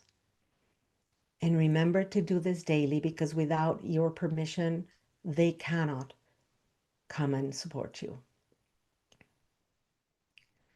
And with this in this moment, there's so many guys gathered around with us here, and they are asking to tune into if you are willing to receive a coding of light codes and sound codes for a few moments to help and support you in this time. And if it's a yes, simply say it inside of you. And if it's a no, you're going to be respected in your will. And it's beginning now. Tuaina kai taira kauina ko turuku ai ikina ai kai kuna kai tara kai iki kai kuna kai ta. Ora ko hai kina ai ko ai kai turuku ai kina kai kumu kai kai kataya. O no ai kai taina kai ko ai mai kai tara ai kai. Olo ko hai nai kai ko nai o kuayaka. O shaina inkoi ainai.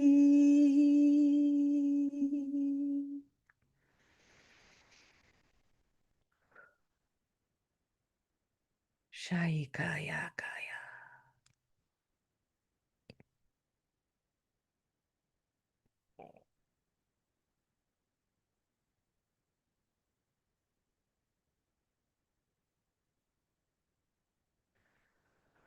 Thank you, thank you, thank you.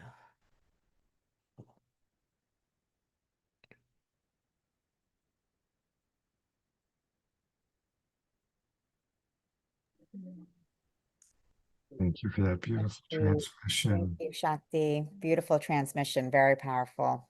Thank you for giving me the possibility to being here. Thank you so much. Absolutely. And just want to remind everybody that you can connect with her directly. Her website is theawakenpath.com. How perfect that you're on the awakening world, given that you're the awaken path. And that's where you can connect with her. Is there anything on the website you want to make sure that I point out to people? There's many gifts beyond the ones you see on the screen right now. There's in the menu up top, it says gifts, and you click it, and there's many ways in which you can be supported, and handouts and meditations. There's lots of things that can support you in your path wherever you are at this moment. So Oh, thank you so much, Shakti. That's very generous of you to have those beautiful gifts. And is there a particular demographic group that you especially enjoy working with? I began working with people in their 50s, and about 4 or 5 years ago, younger women began seeking me. They said that I hold like a nurturing mother frequency that they can benefit from. So I actually work with a broad range in their late 20s to past 60s. Yeah. Okay, great. Yeah. Thank you so very, very much. Thank you. Thank you for Thank having me. Absolutely. Thank you for being with us and sharing your beautiful wisdom and gifts and really supporting us and holding this collective energy. Absolutely. Absolutely. Yes. Most powerful message right now, Scott. This is the most powerful message that we can have, because when we look at what's going on, you know, if we're not careful, we can actually let it lower our vibration. And Absolutely. we're here to really hold the higher frequency for the collective. And even with the low vibrational activities or news or everything that's coming up around us, we're here to continue to elevate the frequency of the planet. So thank you for guiding. Yeah. Thank you, Shakti. Thank you, Yeah. Shakti. You're welcome. Beautiful. Thank you. Amazing. And So we still have two more presenters. I do, and I'm going to move over because we have, I'm actually in the expo hall. We've kind of closed down for the day, but I'm very excited because Tiffany and Tyrone are here at their beautiful booth with their amazing setup. So I'm going to turn off my computer and they're gonna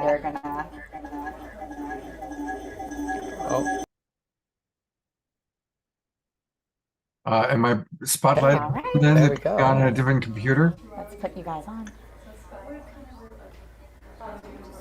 Right, so I'm looking for that. Okay. Oh, can you come on screen? Oh, you're looking Oh, for yeah. them? Okay, perfect. Do you see us there? There. There we go. You great. So I'm excited to be here also for the first time joining us on the Awakening World tonight. We have Zen Prospera, Tiffany Huang, and Tyrone Botello, and welcome.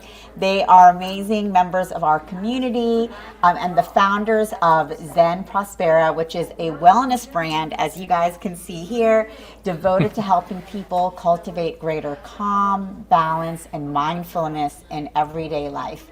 They blend their passion for healing and personal transformation to bring these amazing healing tools, and they really invite people to slow down, reconnect, and restore inner peace. Tyrone is an energy healer with more than 20 years of experience in energy healing, sound healing, and guided meditation.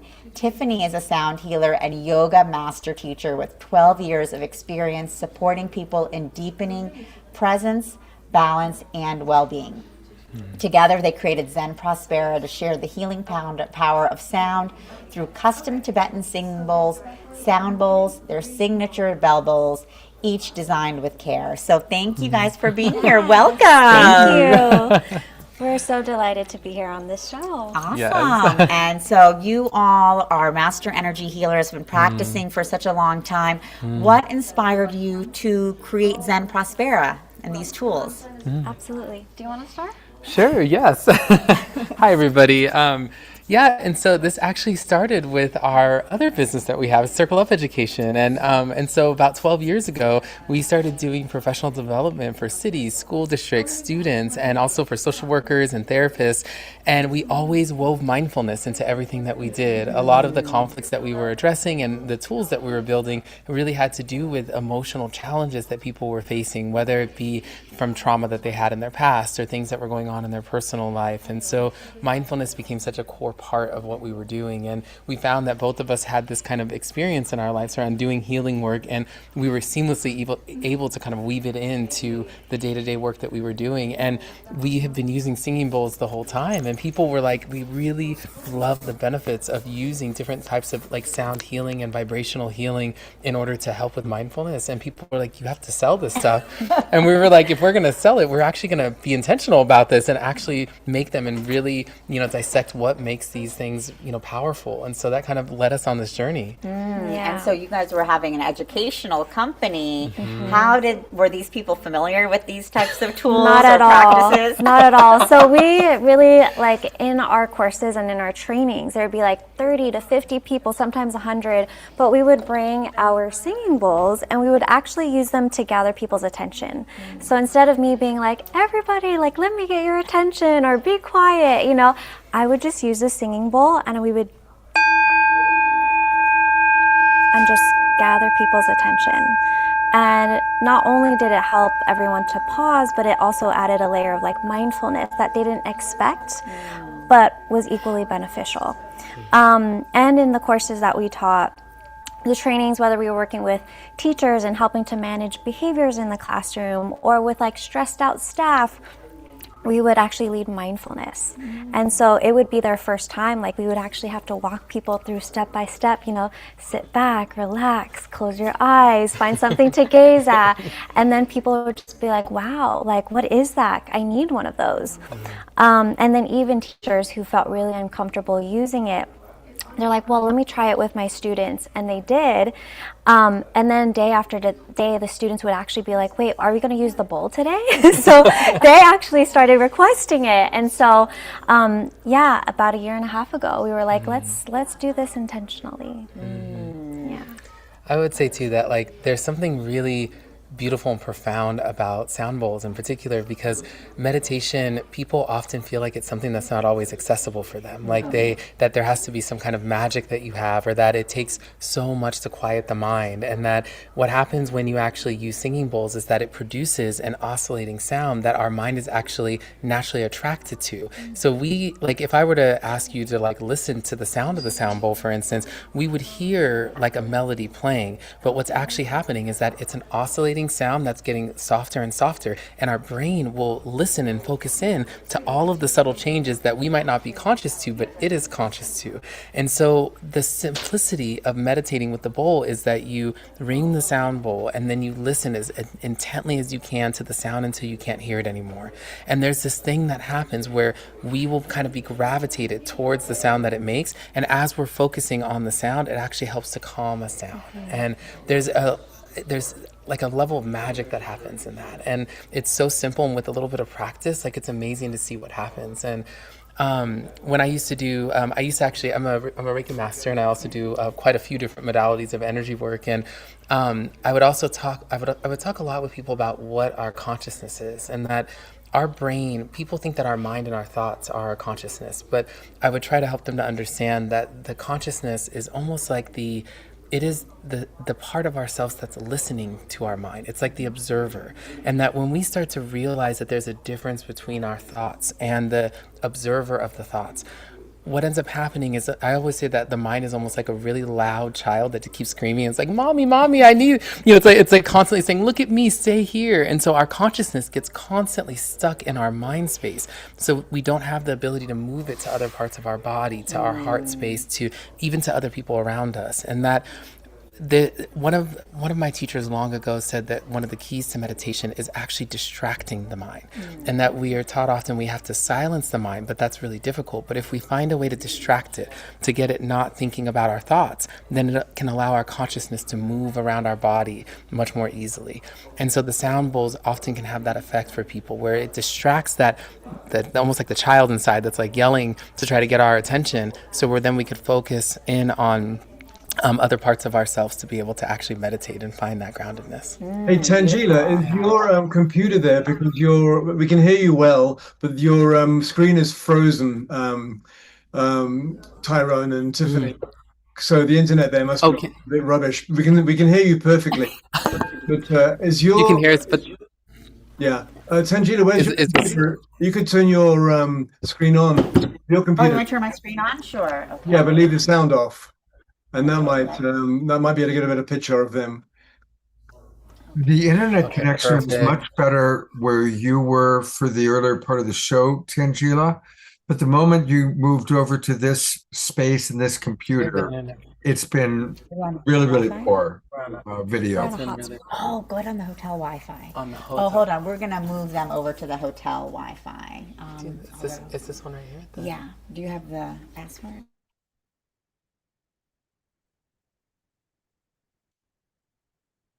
Well, while they're sorting that out, I'll come back on for a moment. And I know that we're going to have Dennis coming up as our last presenter. And I've already committed for him maybe to do a little healing work with Eleanor Joy. We'll probably have room for one more person, someone who's got their camera on. So that's something to think about. And also while they're kind of sorting it out, I want to kind of alert people to next week's show. I always like to let people know what's coming on next. We had a very dynamic conversation on our show on the 11th, last Wednesday night. And we're going to have another dynamic conversation on March 18th. We're having kind of taking more time to talk about the hard things going on in the world right now. And so we're going to continue the conversation. And kind of the spin is that we're going to be with 4 women who are using powerful creative expression to deal with difficult topics like being sexually abused and even sex trafficking. And so it's going to be a dynamic show on managing pain and challenges through creative expression. And you'll recognize some of these people. Of course, Hannah Burke has been on the show quite a bit. as has our beloved Piper Dellums. But we're also going to have Tess Cacciatore and Radiance sharing some of their films, some of their creative expression, and that's what we've got happening next Wednesday night. So just wanted to let you know about that. And it looks like our friends are set up and ready to continue from what appears to be a much better. Oh, perfect. Can y'all hear us okay? Yeah, much better. Okay. Amazing. Wonderful. Well, thank you for that hiatus. So, no, this is amazing. I love what Tyrone and Tiffany are doing because they've been bringing mindfulness and consciousness work to teachers, to government workers, to all of these different communities that, you know, really are opening up to all of this. And you've been doing it through sound. And so I'd love for you to share a little bit with our audience tonight, a little bit of your tools, your techniques. Absolutely. Great. Absolutely. Awesome. Do you want to start with the Yeah.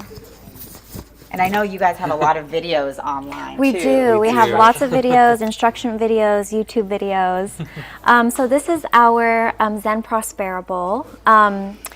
I'll just play the sound of it. It's 6 inches and it's made out of yellow copper, which is the same materials that instruments are made out of. So it has this beautiful musical quality to it.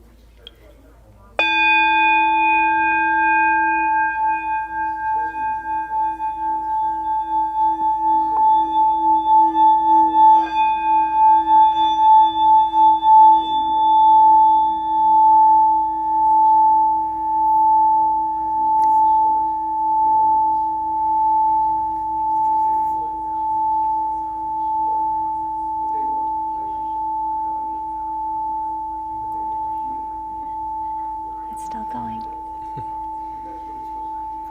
Thank you, Tiffany. Of course. Yeah, when we originally reached out to our suppliers in Nepal to have, well, first they were a little curious about why we wanted to actually structure the bowls ourselves. So, because that's not typically normal. And part of the reason why is because we knew that there were a lot of elements that make sound bowls special. One of them is the weight of the bowl and also the composition. So we It's very chose. heavy.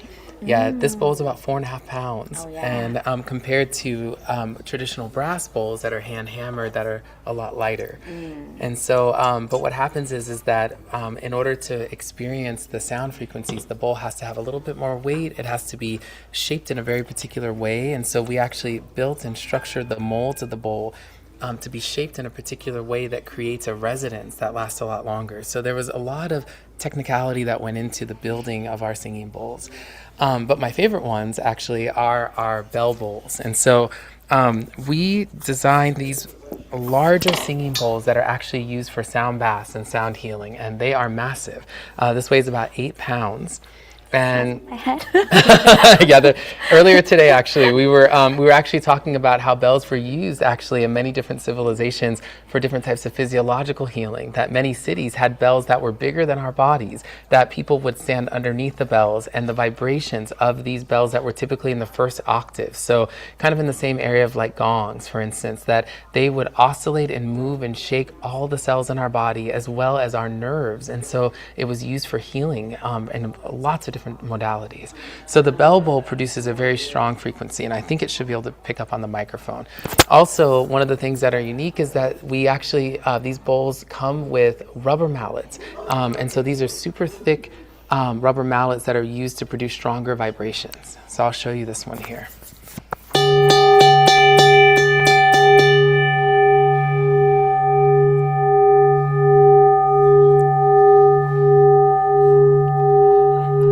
And the frequency is so strong that if you move your hands close to the bowl, you can actually feel the vibrations of it.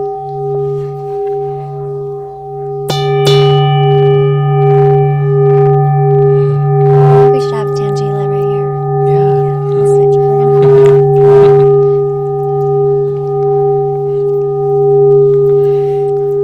So I'm just going to move the bowl throughout the chakras in your body, and just all you have to do is close your eyes and just feel the frequency of it, And okay? the audience be tuning in and doing the same thing? Yes. Okay. So.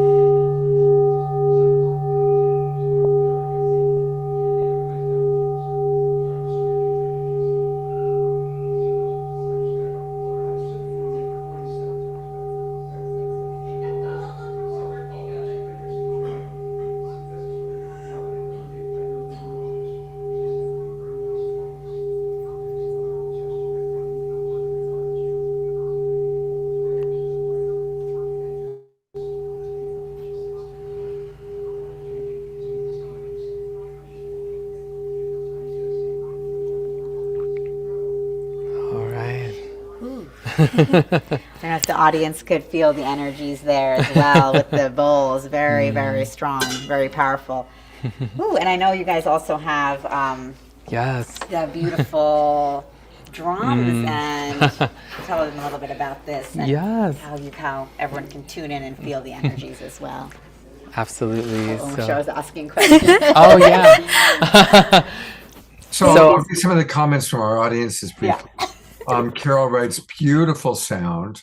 Thank you. DR writes, I feel that in my throat chakra and now in the high heart.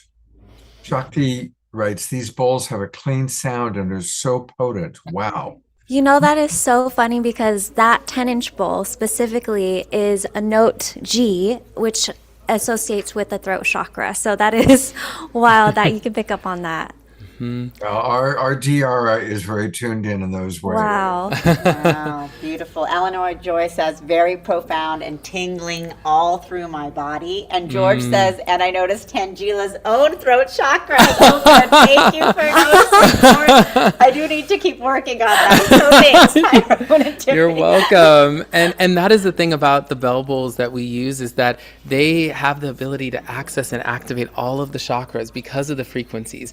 The thing about the metal bowls versus crystal bowls is that the frequencies, I'm going to get a little technical here, but crystal bowls are in the 440 hertz frequency, which is the fourth octave. So if any of you have ever done sound bath before, it feels so amazing because it feels like it takes you to another place. Like the whole room fills with the sound, and it's because the frequency can pass through just the surface layers of our body. So we can hear it in our ears, we hear it bouncing off of everything. But crystal bowls, or even some of our singing bowls that are in the fourth octave, they can't actually pass through our bones and through our thicker, denser organs.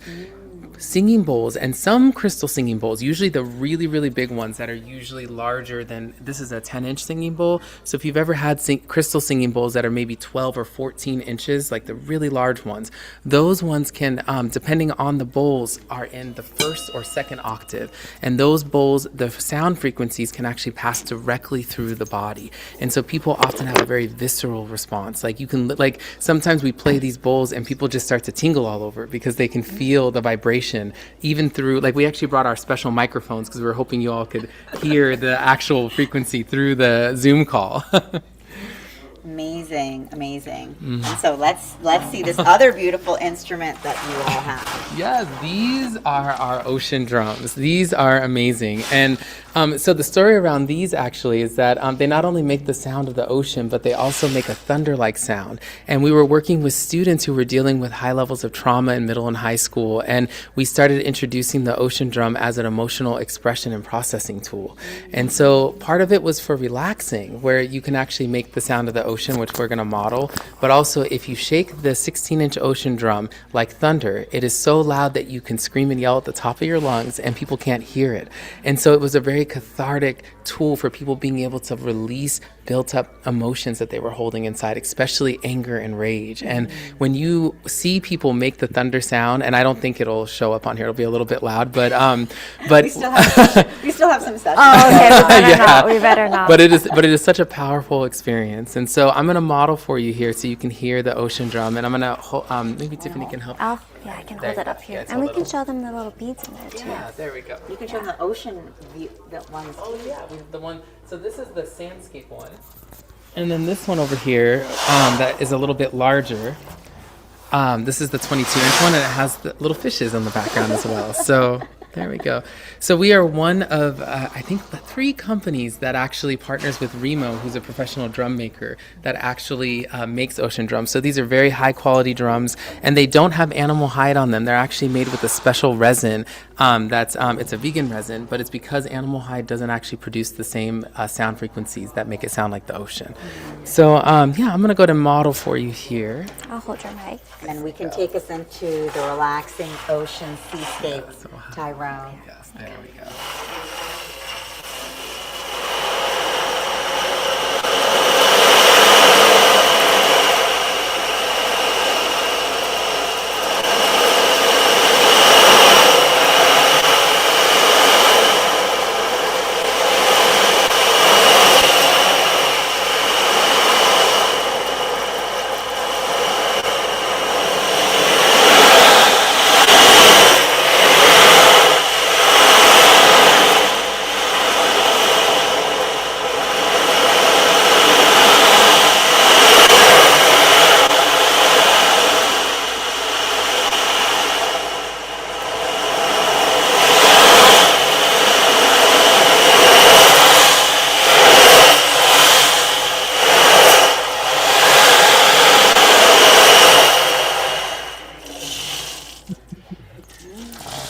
Definitely sounds like the ocean. Yay! We're so glad the sound came through. And I'll do a little bit of thunder so you can hear it too, okay? Just a little bit.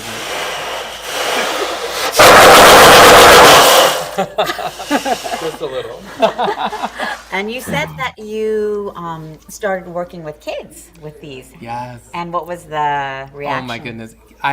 There's something really cool to watch. I mean, we've worked with children as young as kindergarten and getting to see them like experience just the sound of the singing bowls, and they love them. Like, I think that there's like a fascination that comes with the bowls, and even, I mean, just to be quite honest, it's a lot easier teaching children meditation than adults.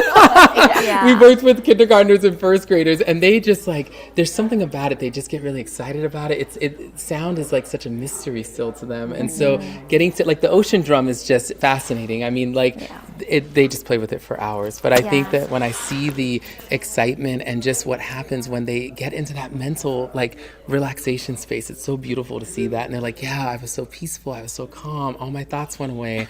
And it's just, and these are like children. Yeah. You know? And I think the thing is, too, is that, like, when you're shaking it really loud, like, you're releasing anger, but anger is energy. And so, like, being able to not only, like, circulate that, but actually release it, like, what that does, you know, to a child, to an individual. But we would also use these in our trainings, and we would pass it around so we would just say, like, use the ocean drum to express how you're feeling today. So sometimes people would play it really soft and slow. Sometimes they would move it all around to express, like, my day has been wild today, or they would shake it up. But, like, to see the wonder, you know, and also the accessibility that, you know, in day-to-day lives, like, it's kind of hard to really share how you're feeling. And so the fact that somebody could do that non-verbally was just really liberating. Yeah, so we're based here in the Bay Area, and one of the very large cities here in the Bay Area that we were actually training them through a huge crisis that they had, where they actually lost 2 people on their team. And we were doing a training the same day, and the client called us and they said, hey, I don't know what to do because we can't cancel the training, but we just want to let you know that, like, there's a lot of emotions in the room. And this was a training on diversity, equity, and inclusion. So we were doing a training on very deep level, you know, related topics. And so it had nothing to do with mindfulness. And we thought, you know what, we're just going to bring the ocean drum. And we brought the ocean drum, and everybody just went around and expressed how they were feeling about their loss. No words at all. Sometimes words don't quite captivate like what we're going through, and it was so powerful, and they were so thankful just to have that moment to just express with the ocean drum, and it was really beautiful. Yeah. Wow. Yeah. Really powerful that we're bringing this to so many different people and so many different walks of life. And, you know, we're here, you know, Global Peace Tribe and at Soul Search, but, you know, all of these tools that we are celebrating and bringing together here, we want everyone to use, you know, around the world, especially during these chaotic times. Yeah, I think that's what I love the most. I think you said it earlier, is that these are people who would never probably even be exposed to mindfulness tools, and maybe also have some bias about the work that we do, right, as healers and such. So us being able to expose like sound healing and mindfulness and meditation and even energy work to people who would have never been exposed to it in any other way, it's beautiful. And I think it's helping people to find more sense of groundedness inside. So I love that. Wow. We've got 2 questions, and then we have to move forward because we're running a little bit late. But people are asking where you are in the Bay Area. We're based in Oakland, California. Okay, great. And then there was a question about the cost. What do these beautiful, amazing devices cost? Yes. We have, let's see. So the ocean drums, I always get the cost wrong. I have them right here. And we have discounted prices today for Soul Search. Yay. But I can also pull up the site. And you guys have beautiful pricing here. So how about we start with the Zen Golden Bowl? Yeah. What so, was the one or the Zen Prospero. Oh, this is we'll start with this one here. Yeah. So this one right here, I believe at $69.99. Thank you. Yes, $69.99 for our Zen Prospera. Awesome. And then the bell bowls are $199 for the 8-inch bowl, which is behind Tangela back here. And then the actual, yeah, it's heavy. So this one right here, and then the 10-inch bowl, which I was playing and I lost it. I don't know where that thing went. But the 10-inch bowl is $212 for that one. And then the ocean drums, this one is $105 from the ocean drum from Remo. And then the large The larger one is, I believe, it's 159. 159, and that's for the 22-inch drum. I have one and it's I amazing. have to say that's far less than I thought. That's what a lot of people Scott, well, you'll be able say. to meet them tomorrow and try them out I yourself. am. Maybe I'll give myself a drum. Yes. And accessibility, oh, there we go. And accessibility was a big thing for us, is that normal singing bowls of this weight and size are much more expensive. And because we actually source them and make them ourselves, we actually can provide them at costs that are more reasonable. Well, here's the way to do it. And I just gave them my email address. Yay, thank you, Scott. It's zenprospera.com. ZenProspera. Zenprospera.com. And that's where, of course, right away, put in your email address so you get that discount. And that's where you can learn all about their different bowls. And it's a beautiful website, really beautiful. Thank you. Thank you. Of course, these bowls are gorgeous, and I'm really looking forward to meeting you tomorrow. And maybe I can sit where she sat and get the Oh yeah, we'll get the whole experience. The whole Scott. experience. This is the most of the experience I've ever gotten, and I want more. Fantastic. Thank you so much. We're going to go to our prayer time, and then we're going to come back to Tangela for our final guest, the wonderful Dennis that we all love. Thank you so much, guys, and thank you, Thank Tyrone you. and Thank Tiffany. you, Tangela. Thank Thank you, you. Scott. Thank Thanks you, for having everyone. us. Absolutely. I look forward to meeting you tomorrow. Absolutely. All right. I'm the one. All right. Well, it is time for prayer. And boy, do we need it now more than ever. So I'm glad that DR is with us. She's back after taking a little bit of time to rest and heal. And of course, the other member of the dynamic duo, Desiree, is with us. Well, she's also with it. And I'm going to turn it over to both of you. Thank you. All right, taking a nice big breath in through the nose, out through the mouth. I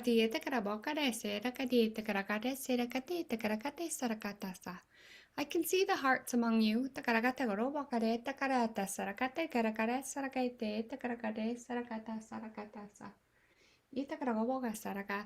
I see the stars that you came from, and I can see where you're headed.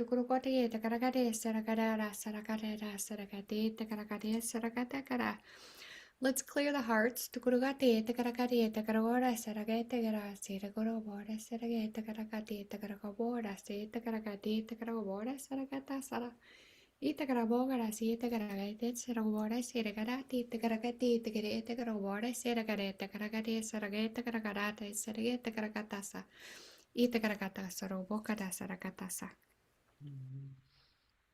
And in this beautiful, clear, healing space, our bodies ring clear as a bell, making more room for love and light, more room for joy.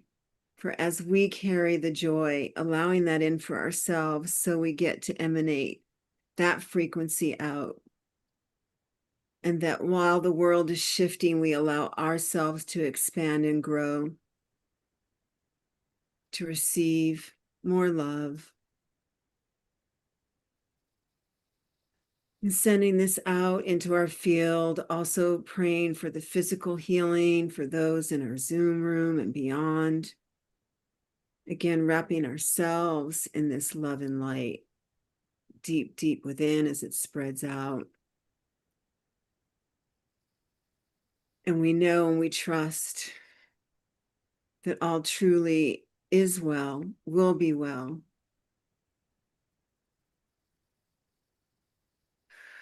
And just allowing more room for those who are grieving through this change. Allowing compassion for suffering while we are a stand for joy. And we send this love out as peace throughout the world and beyond. And so it is. Just have a couple minutes of silence. Everybody can pray in their own way. I'm going to go to gallery view. So just putting forward any individuals that you know that need extra love and care, or yourself, or our awakening world.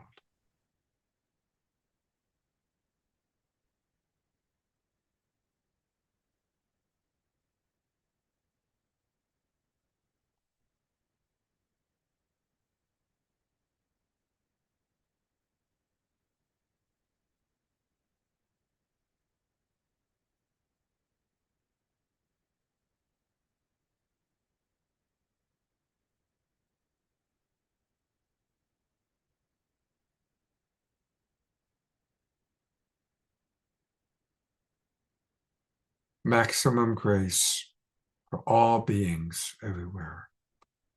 And maximum grace for our beloved Global Peace Tribe family and our friends and all those in our orbit.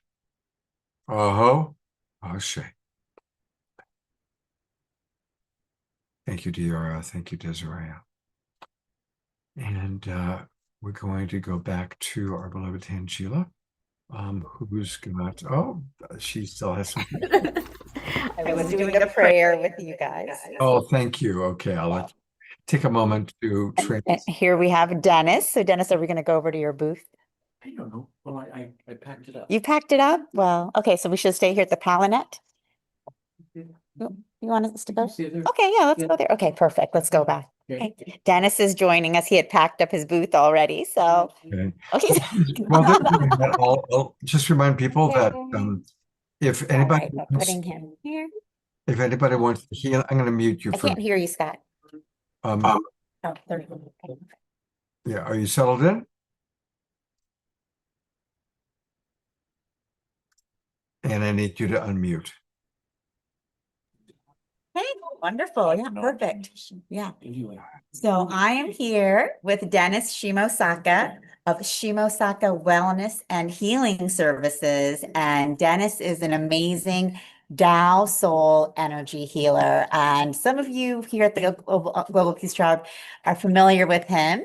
But for those of you who are not, he is a Tao energy healer, and Tao is represented here as source energy, not a religion. So if you're experiencing any trauma, pain, sickness, or challenge in life and are searching for an alternative solution, this may be your solution, because you can experience the power of pure source Tao energy healing. And this works at focusing on the root causes of whatever conditions that you may have, not just the external. And so, he works with clients from all over the world to quiet the mind, improve sleep, reduce PTSD, bring peace back, leg pain, and also treat many different types of ailments and diseases. And even myself, I had to cancel plans with Scott last night because I was so sick from the night before, but I actually called Dennis and he did a Tao soul energy healing on me. And I've been very energized for the expo today. So thank you, Dennis. See, she wore white, and I knew that, so we're pretty close to us, so I had to dress in white today. So, Thank you. And Dennis, we actually, one of our favorite Global Peace Tribers has been waiting patiently for you to be on the show. Oh, my goodness. And it's our beloved Eleanor Joy, and she's in need of your magic. So I'm going to turn it over to you to chat with Eleanor Joy. I'm sorry. Tell me more. What? Here. Do you want to Tell me more. No, I'm fine. I'm fine. Yeah, tell me more. So I went to bed Tuesday night and woke up Wednesday morning with discomfort in my arm. Okay. My right arm. Okay. And I thought maybe I slept on it wrong, but it's been getting worse every day since then. And sometimes if I move it in a certain way, it's very, very painful. And the doctor thinks it's something in my spine, but I don't know, and I have to go to my family physician as well. So I'm very happy to be here with you. Oh, thank you. Thank you for having me here. It's just a delight to be here. I love everyone in here, and I really mean it deeply. It's like you're a great group of people. And again, when did this start? That's Eleanor, right? Yeah, on Wednesday morning. Wednesday morning. It just happened, yes? Or did, oh. just woke up. There it was. Okay, real simple. And everyone can participate in some degree. You'll get some benefit. Just place your right hand over your heart, Eleanor, and right below your navel. Right Right hand hand over your over. heart. Yeah, the reason for your right hand over your heart and left below your navel is we want to keep the energy in your body. And then keep your eyes closed. I keep my eyes closed for a reason too, so I can focus on you specifically. Everyone else will receive some benefit. Everyone else would like to close your eyes. It's fine. I'm not doing anything funny here. I'm not dancing up there. I should be, but anyway. No, just to have fun. So Ellen, we're releasing, letting it go, just breathing in. How much time do I have here? For Eleanor Joy, you can go as long as you like. Okay. Okay, I'm sorry to laugh. This is the end. I've been up here since 7 o'clock in the morning. I know he's. So yeah. We don't have to. No, give no, him I'm fine. I'm fine. And I haven't even had a lunch or a dinner. No, I'm okay. I'm fine. I'm fine. I'm having a great time here. And so just place your right hand over your heart, left below your navel. Just breathe in, breathe out. Kind of focus in on your body. We're grounding you, Eleanor. We're grounding your body, releasing, letting it go. Releasing, letting it go. Grounding your back, your body, your releasing, letting it go. Just breathing in, breathing out normally.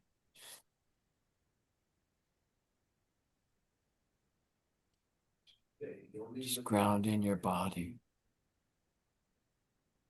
So I'm going to count to 5. 1, 2, 3, 4, 5, Eleanor. Just breathe in. And then you're exhaling out. 1, 2, 3, 4, 5. This is not a breath work. This is breathing in a high frequency energy light, Tao healing light. So just breathing in. 1, 2, 3, 4, 5. If that works, if 4 is fine, we'll just do 4. And then we're exhaling out. 1, 2, 3, 4. Breathing in. 1, 2, 3, 4. Exhaling out. 1, 2, 3, 4. Breathing in light. Breathing in. 1, 2, 3, 4. Exhaling out. 1, 2, 3, 4. Breathing in light. Breathing in. 1, 2, 3, 4. Exhaling out. 1, 2, 3, 4. Releasing, letting it go. Breathing light. Breathing in. 1, 2, 3, 4. Exhaling out. 1, 2, 3, 4. Breathing light to your heart. Breathing in. 1, 2, 3, 4. Exhaling out. 1, 2, 3, 4. Breathing light to the liver. Breathing in. 1, 2, 3, 4. Exhaling out. 1, 2, 3, 4.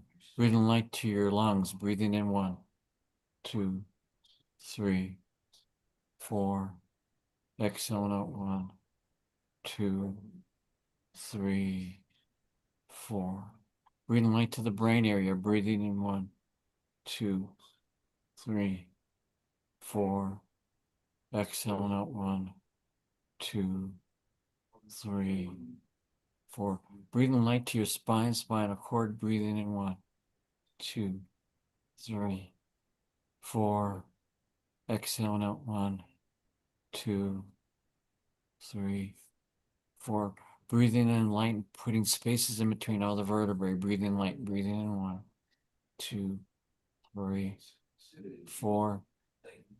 Exhaling out. 1, 2, 3, 4. Breathing light to all the back muscles and nerve endings. Breathing light. Breathing in. 1, 2, 3, 4.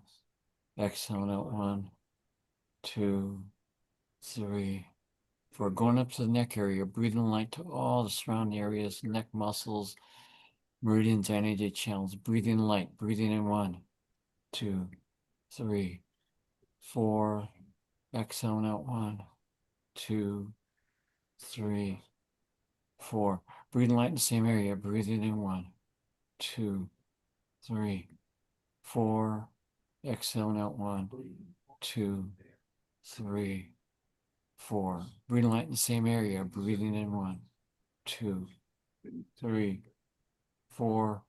Exhale out 1, 2, 3, 4. Breathing light to all the vertebrae, the fluid in the vertebrae, breathing light, breathing in space, breathing light to all the spaces in between all the cells, breathing in light, breathing in 1, 2, 3, 4. Exhale out 1, 2, 3, 4. Breathing light to the shoulders, breathing in 1, 2, 3, 4. Exhale out 1, 2, 3, 4. Breathing light, 360-degree light going into your back. Breathing in light, breathing in 1, 2, 3, 4. Exhale out 1, 2, 3, 4. Breathing light to all the nerve endings in the back. Breathing in light, breathing in 1, 2, 3, 4. Exhale out 1, 2, 3, 4. All the spaces in between all the cells, breathing in light, breathing in 1, 2, 3, 4. Exhale out 1, 2, 3, 4. Breathing in light, all the spaces in between all the cells in the back. Breathing in light, breathing in 1, 2, 3, 4. Exhale out 1, 2, 3, 4. Breathing light to all the shoulder and nerve endings going all the way down through the arms, both arms. Breathing in light, breathing in 1, 2, 3, 4. Exhale out 1, 2, 3, 4. Breathing light to your hands, all your hands and feet. Breathing light, clearing all the meridian energy channels throughout your hands and feet. Breathing in 1, 2, 3, 4. Exhale out 1, 2, 3, 4. Same area, vibrating your hands and feet at a high frequency light, clearing the meridians. Breathing in light, breathing in 1, 2, 3, 4. Exhaling out 1, 2, 3, 4. Going through the hands, going through the arms, up to the shoulders. Breathing in light, breathing in 1, 2, 3, 4. Exhaling out 1, 2, 3. We're going out to the neck and shoulder area, neck. Breathe in light, all those areas. Breathe in 1, 2, 3, 4. Exhale out 1, 2, 3, 4. 360-degree light coming into your whole body. Breathe in 1, 2, 3, 4. Exhale out 1, 2, 3, 4. A couple more times. 360-degree light coming into your body. Breathe in 1, 2, 3, 4. Exhale out 1, 2, 3, 4. Last time, breathing in. Breathing light, 360-degree light, Eleanor. Breathing in 1, 2, 3, 4. Exhale out 1, 2, 3, 4. Keep your eyes closed. Grounding your body. Allow it to integrate, allow the frequency energy integrate throughout your body.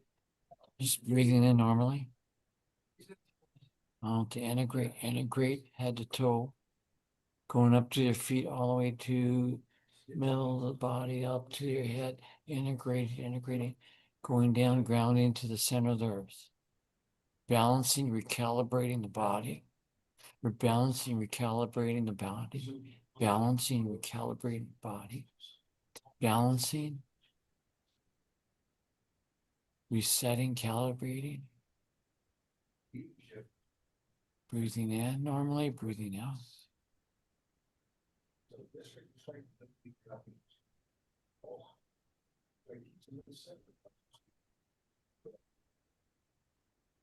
Breathing in, breathing out.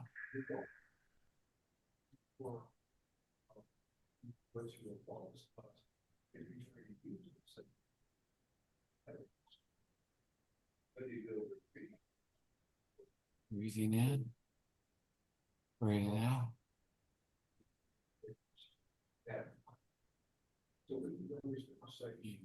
A couple, 3 times. Take a deep breath in, Eleanor.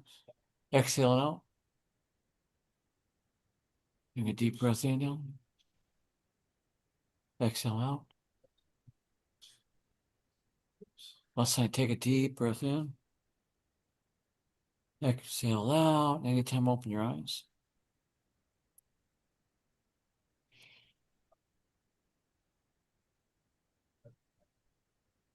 Thank you. Smiling. Tell me, give me some feedback. What's happening? What? Um, the pain is still there, but within myself, I feel lighter, and I can keep doing that exercise. So I appreciate that. What's the pain level where we started, or what's the difference? I guess. I think it's down a little bit. Okay, that's a plus. Yeah, I'm moving my arm more than I was earlier. Okay, so that's a plus. Yeah. But I can still just feel it all the time going down. But this movement is greatly improved. By how much, or significantly? Yes. Yeah, Okay. because I did this last night. I put something from the front seat to the back seat in my car, and I thought I was going to die. Okay. Okay. It was very serious. Okay. So it looks like I'm doing that now. Oh, good. Okay, so you Yeah. see noticing a So noticeable improvement over this 10, 15 minute or whatnot. yeah. Okay. So it's still constant, but I got more range of motion now. Okay. So that's good. Yeah, well, let me kind of explain that a little bit. The constant range in motion that you're receiving is the very first step. Okay. And that's important. And important to recognize is that that's significant. Because what you Yeah. said just minutes ago was you couldn't basically do this earlier That's yesterday. right. Now it's without medication or anything. It has changed. I Yeah. did take a prescription pill earlier today. Yeah. But you weren't able to do that earlier, how were you? Or how? That's It right. changed. No, Yeah. no, I couldn't do this Okay. before. Okay. Yeah. So just want Yeah. to recognize a lot of people just they go into, this practice sometimes is hard to recognize that it occurs and the power of it, and it happens and almost in a snap of a finger. What occurs, and let me kind of explain for everyone on the call. So has anyone in the call received or felt something else? Did they have pain, and did you felt? DR says dizzy but good. I'm Uh, sorry? Is he? Okay. DR said a little bit dizzy but good. Okay. Um, uh, I'm scanning. Well, most people are really focusing on Eleanor Joy, to be honest. Okay. If anybody else had uh, experiences, pop it in the chat box. Oh, okay, they're coming in now. Luna said that her anxiety reduced significantly. Okay. Um, Carol said her stubbed toe feels much less sore now. Okay. Jeff Bailey had release in his back and foot. Okay. DR says, Dennis, your work is subtle and yet profound. Thank you. Thank you. But just note, Eleanor, what happens in the curves is that the message that we changed was from the soul level. And so it sometimes takes a while for the physical body to stop the pain. And so, but the range of motion is the very first key to notice is that it changed. Yeah. Okay. Which is Yeah. significant. And then the other part of it is everyone else in the room. This is a group healing I do a lot of, is that a lot of people, we can focus in on one person. However, everyone in the group may receive a benefit. Aren't you lucky? All those people in here and the other ones that didn't attend. Oh my gosh, aren't you lucky? Bonnie Russell is saying calmer emotions, yes. and George Noble saying I feel better too. Yeah, absolutely. That's fantastic. But Eleanor, I think you have my number. Connect with me anytime in the next couple of days. I've have some other solutions for you on how I work with people a lot of times on this. And they experience exactly the same identical symptoms. And then about 2 to 3 days later, it dissipates without me doing anything. So just to be aware, but give me contact me. And then what? Dennis, you also do these Oh. free 1 hour yeah. energy and body reset sessions on Zoom Yeah. every Tuesday and Thursday in March, 7 to 8 p.m. Yeah. So you guys can, I don't know, we'll put your website link in Yeah. the chat.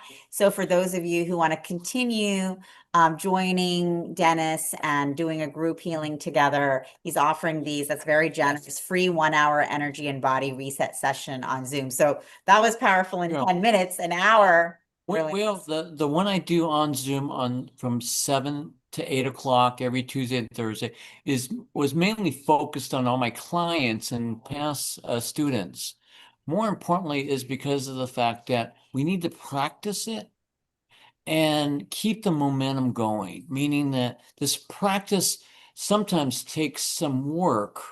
And I wish, it just you could be well and done and never ever have it, you have to do it again. But however, it's like a muscle. Your body reverts back. And my experience is that it keeps on trying to revert back to the old ways. We don't really want that. And so we start to practice and practice. And I have some new technology, some practices to do that to help you. Is do a little bit better, do a little bit better, do a little bit, work a little bit better. And it's easy. And so it's kind of I do these teachings because it forces me to be on the call and then practice. So that's why I do this in particular. I laugh about it because it's like, if I didn't do it, then I wouldn't be practicing it much. That's why I teach it. And Dennis, you're such a beautiful man. And I do want to take people to your website. His website is his last name, Shimosaka. yes, it is. Shimosaka healingservices.com. And I'm going to spell his last name for you. It's SHIMOSAKA, Shimosaka Yes. healingservices.com. Yeah, I have, I'll put this Zoom information. I have a meetup group Okay. called the Center for Soul Healing. Interesting as you guys have your name is Soul Search. That's funny. No, I'm just kidding. But anyway, the meetup group is called Center for Soul Healing. And I'll put this on there in the next day, so you'll have it on Monday, and you can just, chime in, anytime on Tuesday. There's no cost. Again, it's to help you. I don't require people to be on camera. I don't really insist on it. I don't even allow it in a lot of ways. I do have a chat. This is for your benefit completely.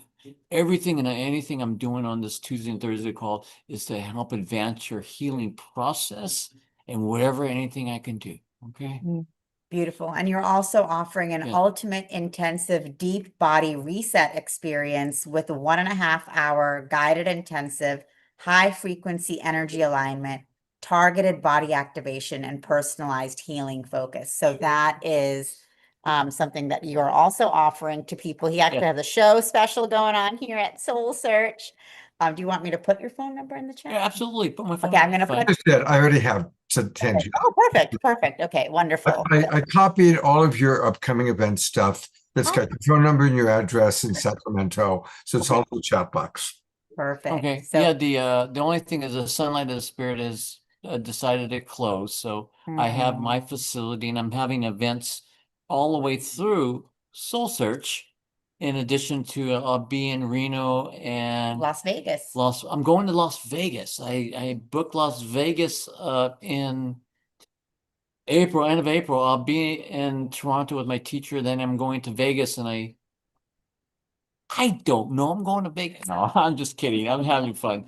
But I don't gamble, so that it would be great. Any of you, anyone there, please stop by. I don't go there really. I don't go there very often. So yes. What else? Yeah, beautiful. So taking Anything it else? to Vegas, baby. So Thank thank you so much, Dennis, for your Thank you, thank incredible you, thank healing you. work. And thank you, Scott, for Thank you. everything that you do and bringing us all together. And of course, thank you to the beautiful Global Peace Tribe community here in the Zoom room, tuning in on YouTube and Facebook.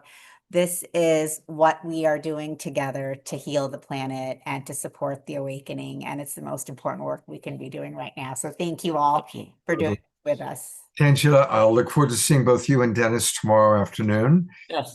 One last And time.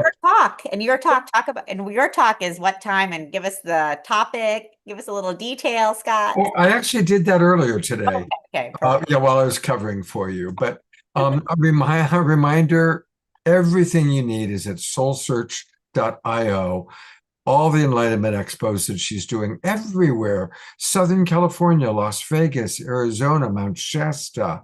And of course, tomorrow, she and the Enlightenment Expo is in Dublin, Pleasanton, and there's going to be a lot of wonderful things happening there. And my talk will be at 3 p.m. in the afternoon. So definitely check out Soul Search TV. Thank you so much, Tangela. I love you, and I'll see you and your wonderful friends tomorrow. Thank you so much, Scott. And for those of you who can't tune in and come in person and join us in Dublin tomorrow, you can watch Scott's talk live on the Soul Search YouTube channel, as well as on Soul Search TV. So definitely, and all of our amazing speakers, you can tune in on the live stream. So definitely do that. And we look forward to connecting with you guys again soon, but we're of course always connected together in this field of love. So thank you all. Thank you. Thank you. Love you guys so much. Bye. Well, we are almost to the conclusion of our evening. I do want to remind everybody that starting 4 weeks from tonight, I am going to be teaching my relationship mastery course. Jeff Bailey, who's with us, has actually taken that course multiple times, and I'm going to be teaching it with Katrina Valancourt. That starts 4 weeks from today, Saturday, April 10th. I'm sorry, Saturday, April 11th. And for people who register early, there's a bonus class on Saturday, April 4th. And for more details, just go to lovecoachacademy.com. Lovecoachacademy.com, and that's where you can learn all about the course. We are going to be doing a free introductory, and I want to appreciate all of you who took that class last week. It was really fun to have you all there. And again, you can get all the details at lovecoachacademy.com. You can also fill out this little questionnaire that we've put up here, and that gives us a little bit of information about you and what you're looking for. And if you scroll down, after you've taken the first step, you can learn all about the different classes and courses that we've got going on. So I'm moving more and more into getting my work out there in that way, and would love to include some of you in that. It's been a beautiful evening. Thank you to all the soul searchers. And we are going to conclude with the Alpha and Omega Man. All things begin and end with Omashar. And here he is.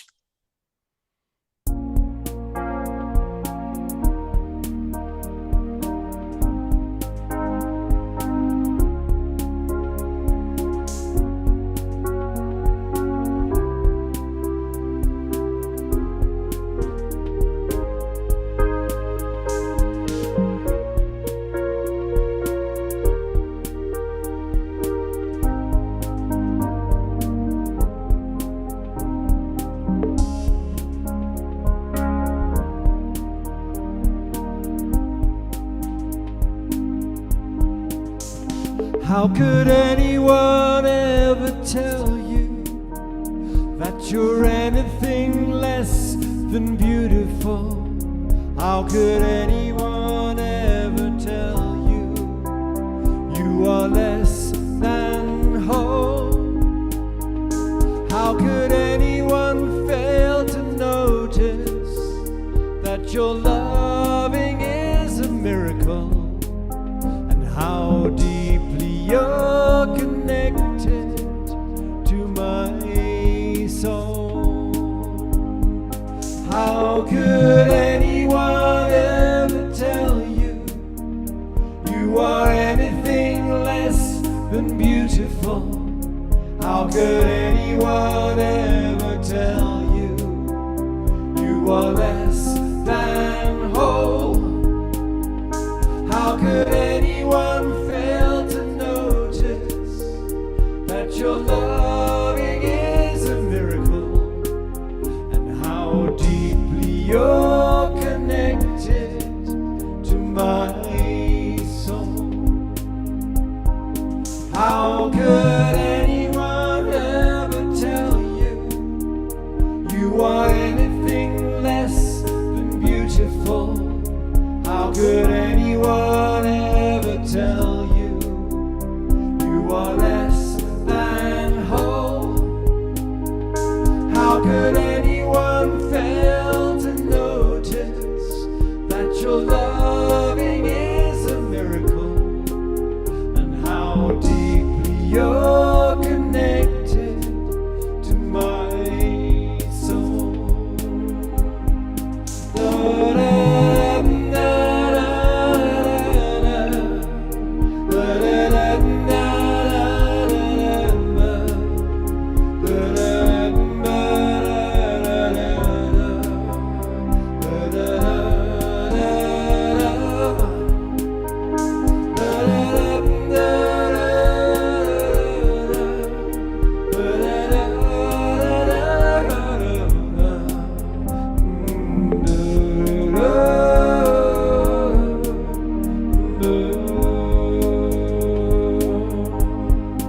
How could anyone ever tell you that you're anything less than beautiful?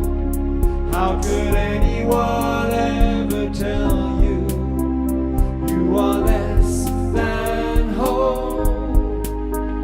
How could anyone fail to notice that your loving is a miracle, and how deeply you're connected to my soul?